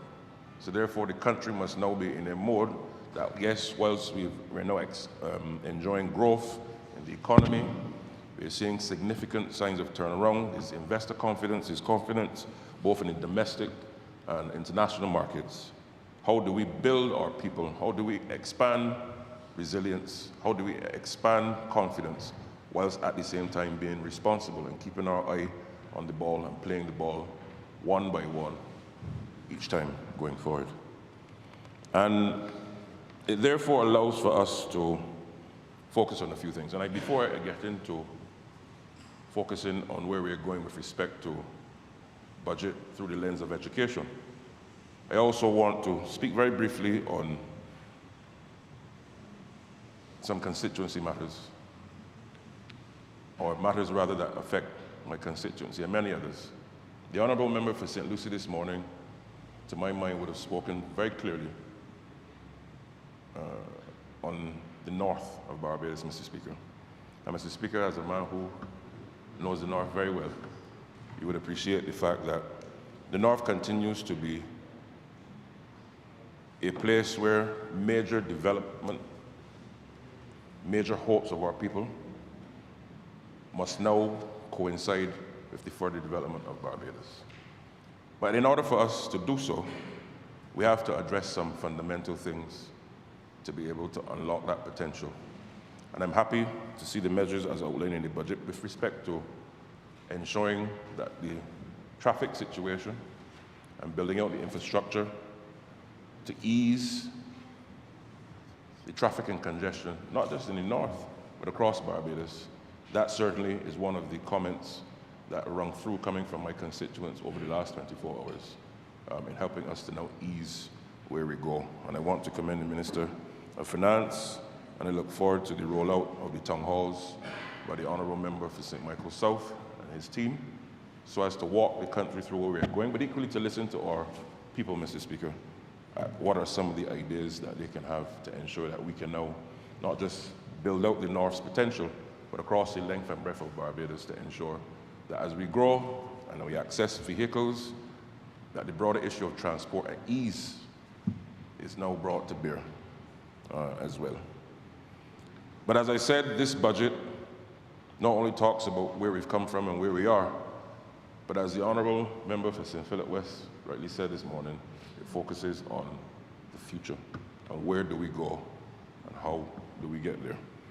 And one such vehicle, Mr. Speaker, is through that of education. And a lot, of course, is happening in the education space and the education sector, not just now, but from the time that the Barbados Labour Party has come to office in 2018. Minister after minister, right up until this point, have laid the foundation for us to be able to now not just deliver education in the 21st century reality, but to deliver education in a way that one is fit for purpose, whilst at the same time relooking how we educate our people, what we educate them with, what are the tools necessary, what is the training necessary, how do we ensure that we have not just the best teachers anywhere in the world, but they too can rise within their profession to aspire to even higher than they have before. How do we ensure that our students and our teachers and those who come into contact with our facilities are proud of the infrastructure that they engage with, bearing in mind, Mr. Speaker, that our facilities, in many respects, are between 50 years old and 200 years old. And therefore, when you're talking about transformation and reform of education, particularly from the lens of infrastructure, it also means two things. One, responding to day-to-day needs in the system, whether that be at a primary school, whether it might be an issue with a door or a window or plumbing, but then also more structural issues that may need to be addressed, whilst at the same time ensuring that you can modernize the facilities to incorporate new modes of pedagogy, and how do we teach our children in new ways that is not just the traditional teacher at the front of the class and you're having persons sitting in rows and columns, but now getting students to engage. And that is why it's also so important that student activism is key. And the ministry has been, for a number of years now, actively engaging with our student council And where they didn't exist, I think this would have also started the Honourable Member for St. Philip West, where student councils didn't exist. You went in and gave the schools the capacity, working with the teachers, working with the students. And now we have a thriving student council movement across Barbados. And as a matter of fact, Mr. Speaker, the National Student Council executive at the secondary level, I'm told that they're on the eve of having a new executive election process. And they've promised me that it will be an exciting time in that process. And what do I mean? We have to encourage our students to be craftsmen of their faith. And many of them will want to aspire and come into these hallowed chambers. But equally, leadership isn't only about politics. Leadership, of course, is about ensuring that they have access to the right skills to go into any endeavor. And this year promises to be an exciting one for their campaigning, because I'm told that they're going to be going from school to school, convincing their other peers, even outside of their space, to be able to persuade them to have them to be elected to the National Student Council. And I want to commend them for that. But more specifically, we have to build on a number of things, and this budget, to my mind, creates the space, the economic space, the fiscal space, the policy space, to allow for government, and this government in particular, to be able to do things that, of course, we've started to do or wanted to do in earnest, but because of different external shocks and financial realities, we had to claw back a bit. But now we're able to now move in even greater earnest than we have before. And of course, in recently concluded estimates process, I would have outlined 6 key pillars that would allow for us to deliver on these things. And I'm not going to go through all of them this morning, Mr. Speaker, but the one that I really want to focus on this morning, particularly in the context of this budget, is ensuring that we understand and help the country to understand that education now is not simply only about a child and academic performance. Yes. Is it important? Absolutely yes. Is it sufficient? No. And therefore, we're looking now at the entire child, the whole child, the emotional aspect of our child, emotional intelligence. How do we ensure that they have what we call SAFE, the skills, the attitudes, the values, and the excellence, so as that whenever they leave school, and even before they leave school, that they can navigate the world. Because in effect, this is what we're preparing them for. To be able to go anywhere in the world, and not only to succeed. And as a mother, Shawnette, met me in the gas station.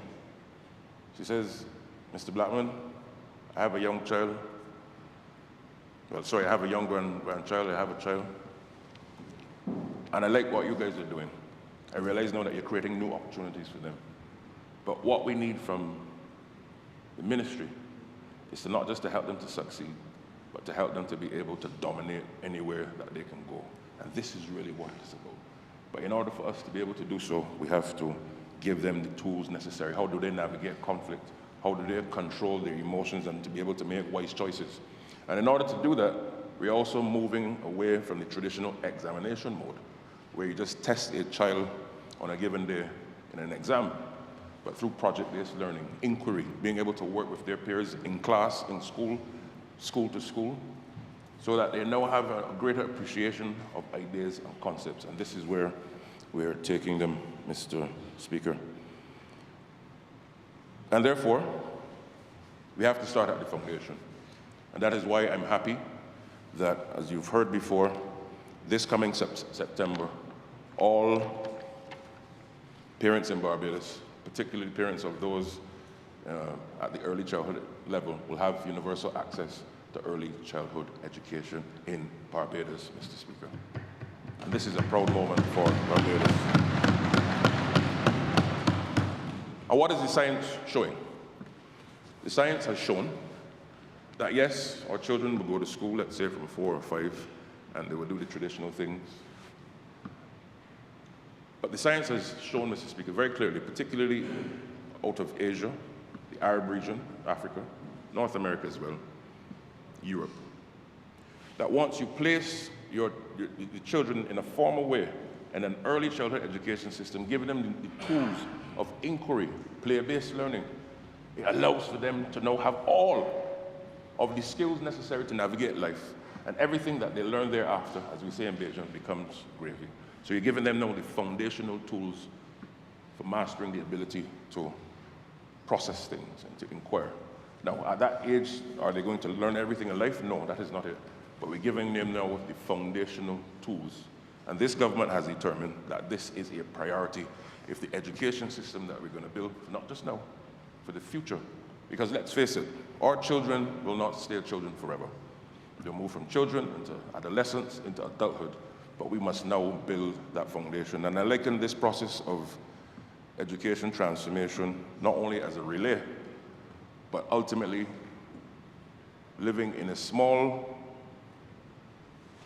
two-bedroom structure, doing your day-to-day things, but at the same time determining that you want to move from a small two-room structure into a 40-story building.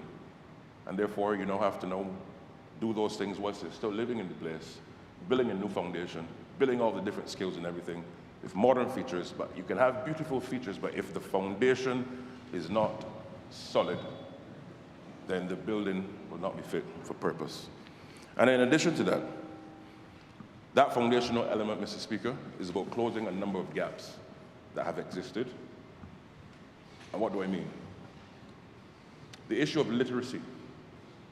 The issue of literacy continued, perhaps over the last 15 years or so, to be an issue in which the country had to grapple with, but there wasn't necessary interventions.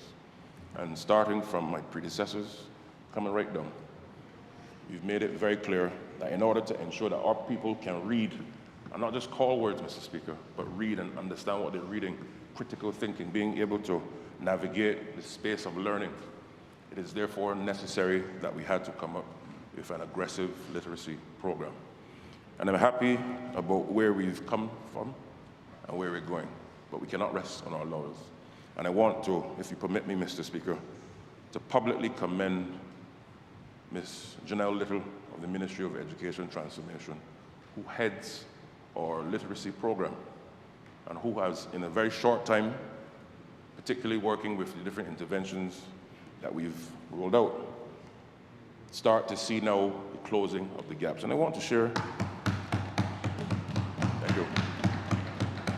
And I want to share some figures so as to put it in context, because it's one thing, of course, to highlight these things, but the public also needs to know what we've been able to do.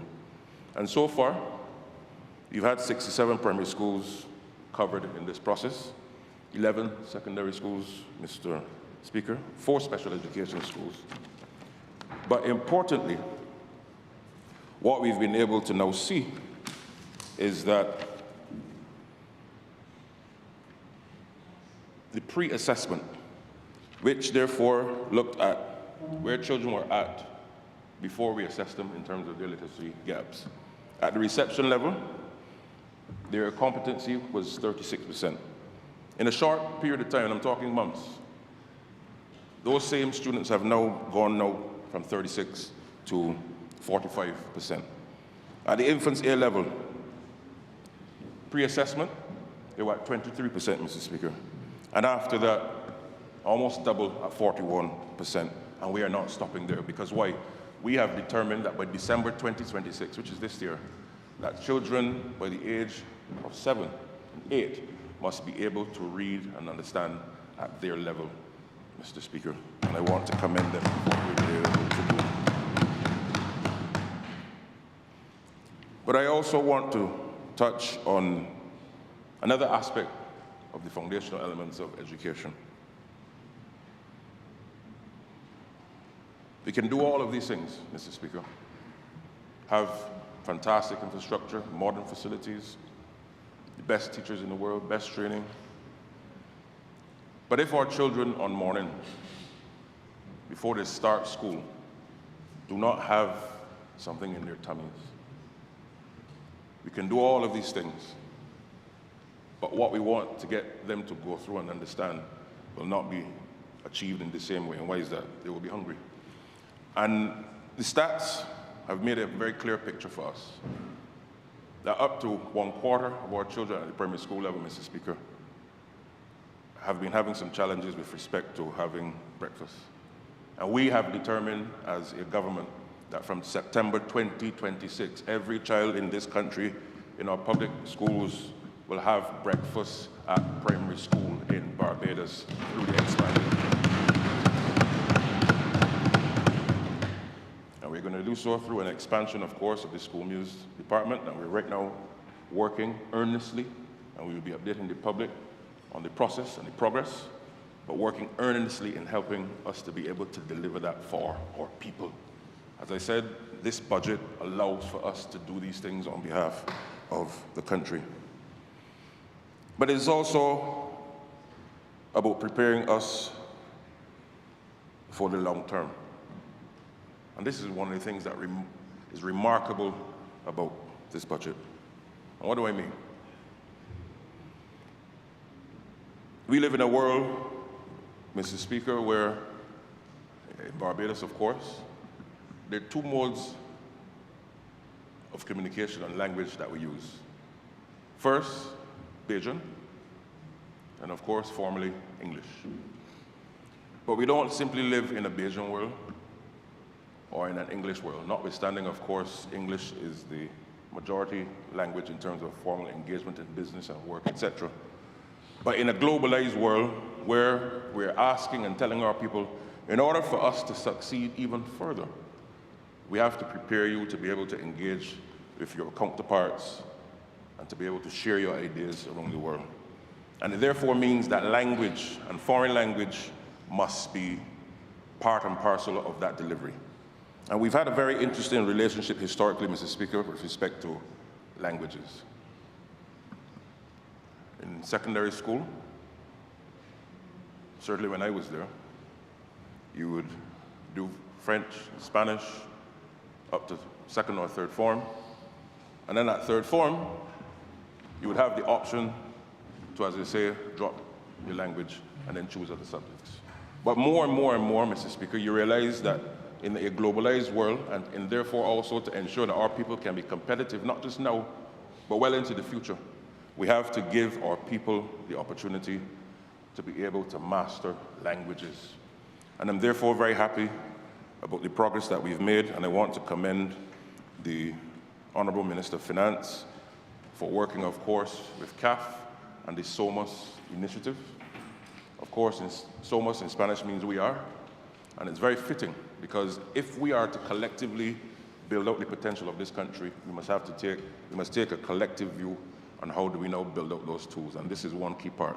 And as you've heard, a team of students, a group of students from the St. Leonard's Boys School, a school with a rich history in foreign languages, and in particular Spanish, is going off very, very shortly to Panama, where they'll be able to engage with their counterparts there, learning the culture, the language, the music, the business, but in a foreign language. And I must say, Mr. Speaker, that is important. I'll give you a very real but very brief example.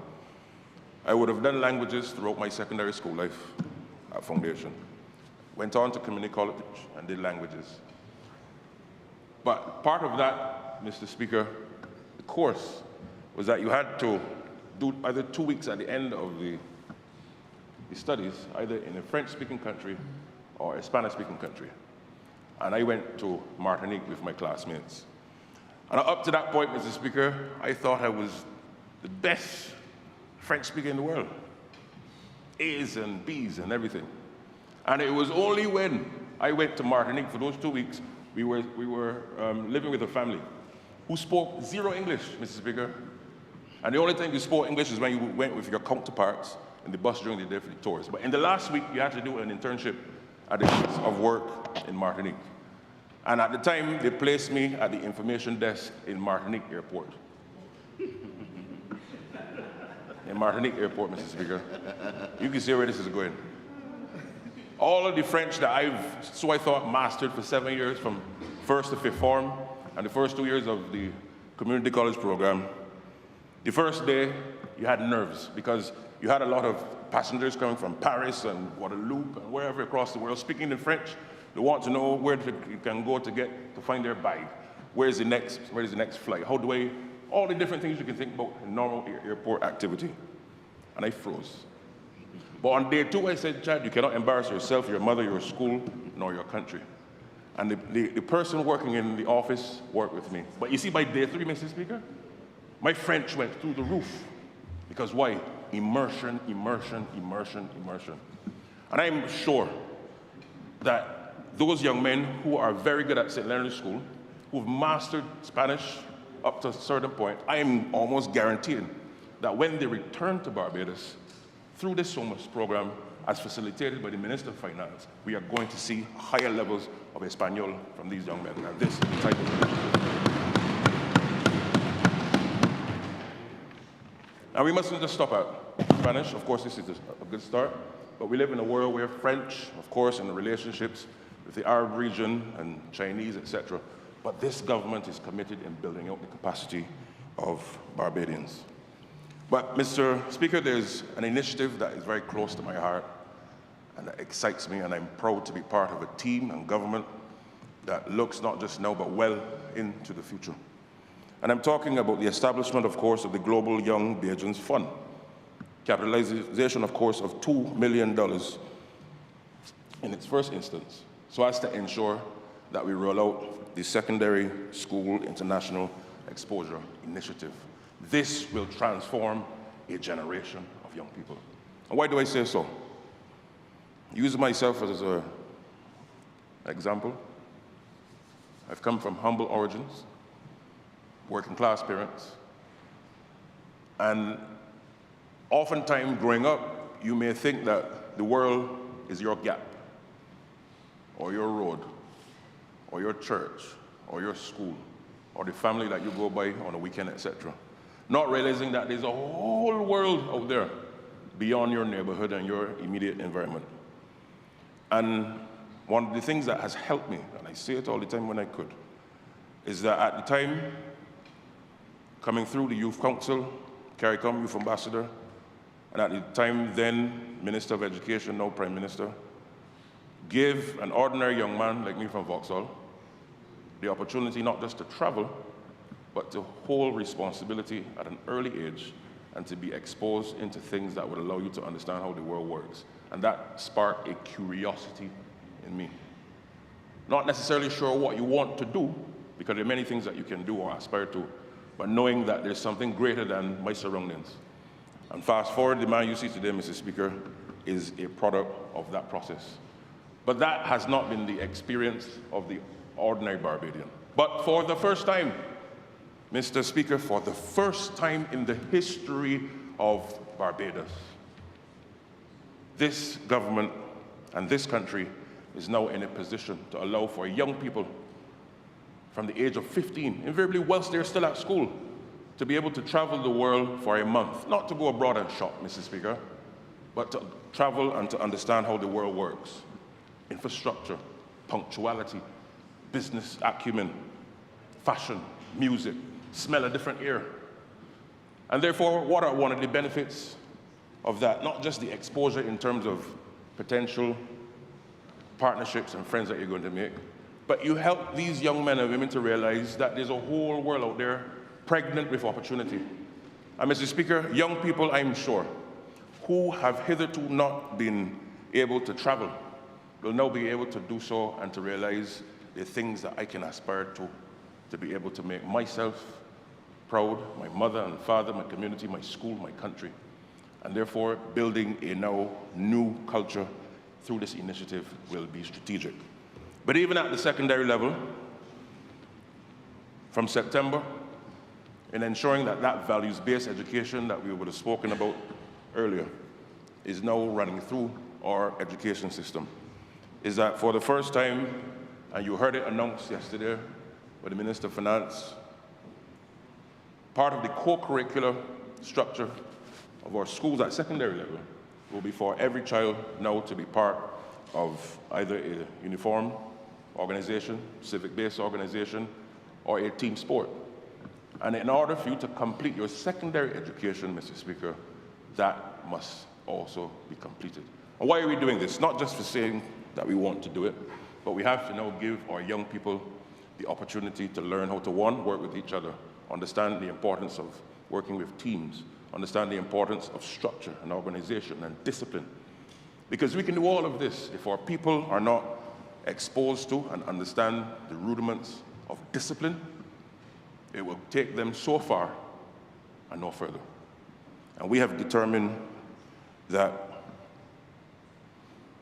the future requires Bajans to be able to master values and to have it in your core every day. And we see it every day in the geopolitics of the world. We see it every day in everything. And one thing about the future is certain, is that there's uncertainty. But the education system must be able to prepare them for that uncertainty, that notwithstanding whatever may come before them, they're able to respond in a clear and articulate way. They're able to navigate things without anyone being able to trick them or to cause them to be hoodwinked. Because why? They're anchored by literacy and numeracy. They're able to stand tall with confidence. And that is why one of the things through the player-based learning and the different forms of assessment is that we're not just looking for you to be able to understand what you're learning, but also how do you stand with confidence, living our motto, pride in industry, and to be able to articulate what is in your head and in a way that people say, boy, that is a Bajan. And we have examples of it, of course, through many persons who have gone on and done very well for our country. And therefore, Mr. Speaker, it is just really for me to say this. The education transformation will continue at pace and continue to be able to deliver for what Bajans have asked for generations.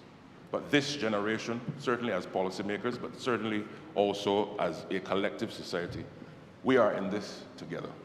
And this budget, to my mind, presents us with a launch pad, not just for now in the next financial year, but medium term and long term, to launch well into the future, preparing our children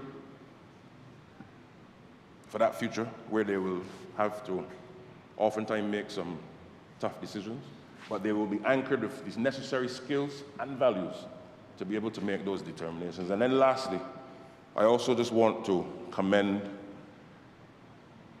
the Wealth Fund for our children born on November 30, 2021 or thereafter.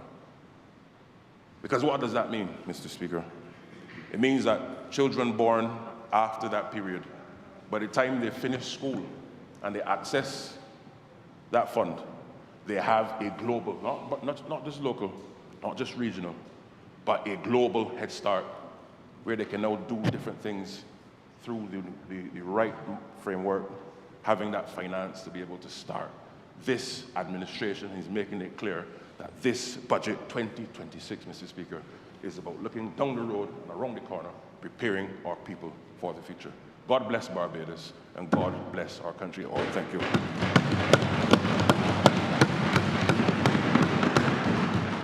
Honourable Leader, Government Business. Thank you, Mr. Speaker. I beg to move the suspension of the House until 2 p.m.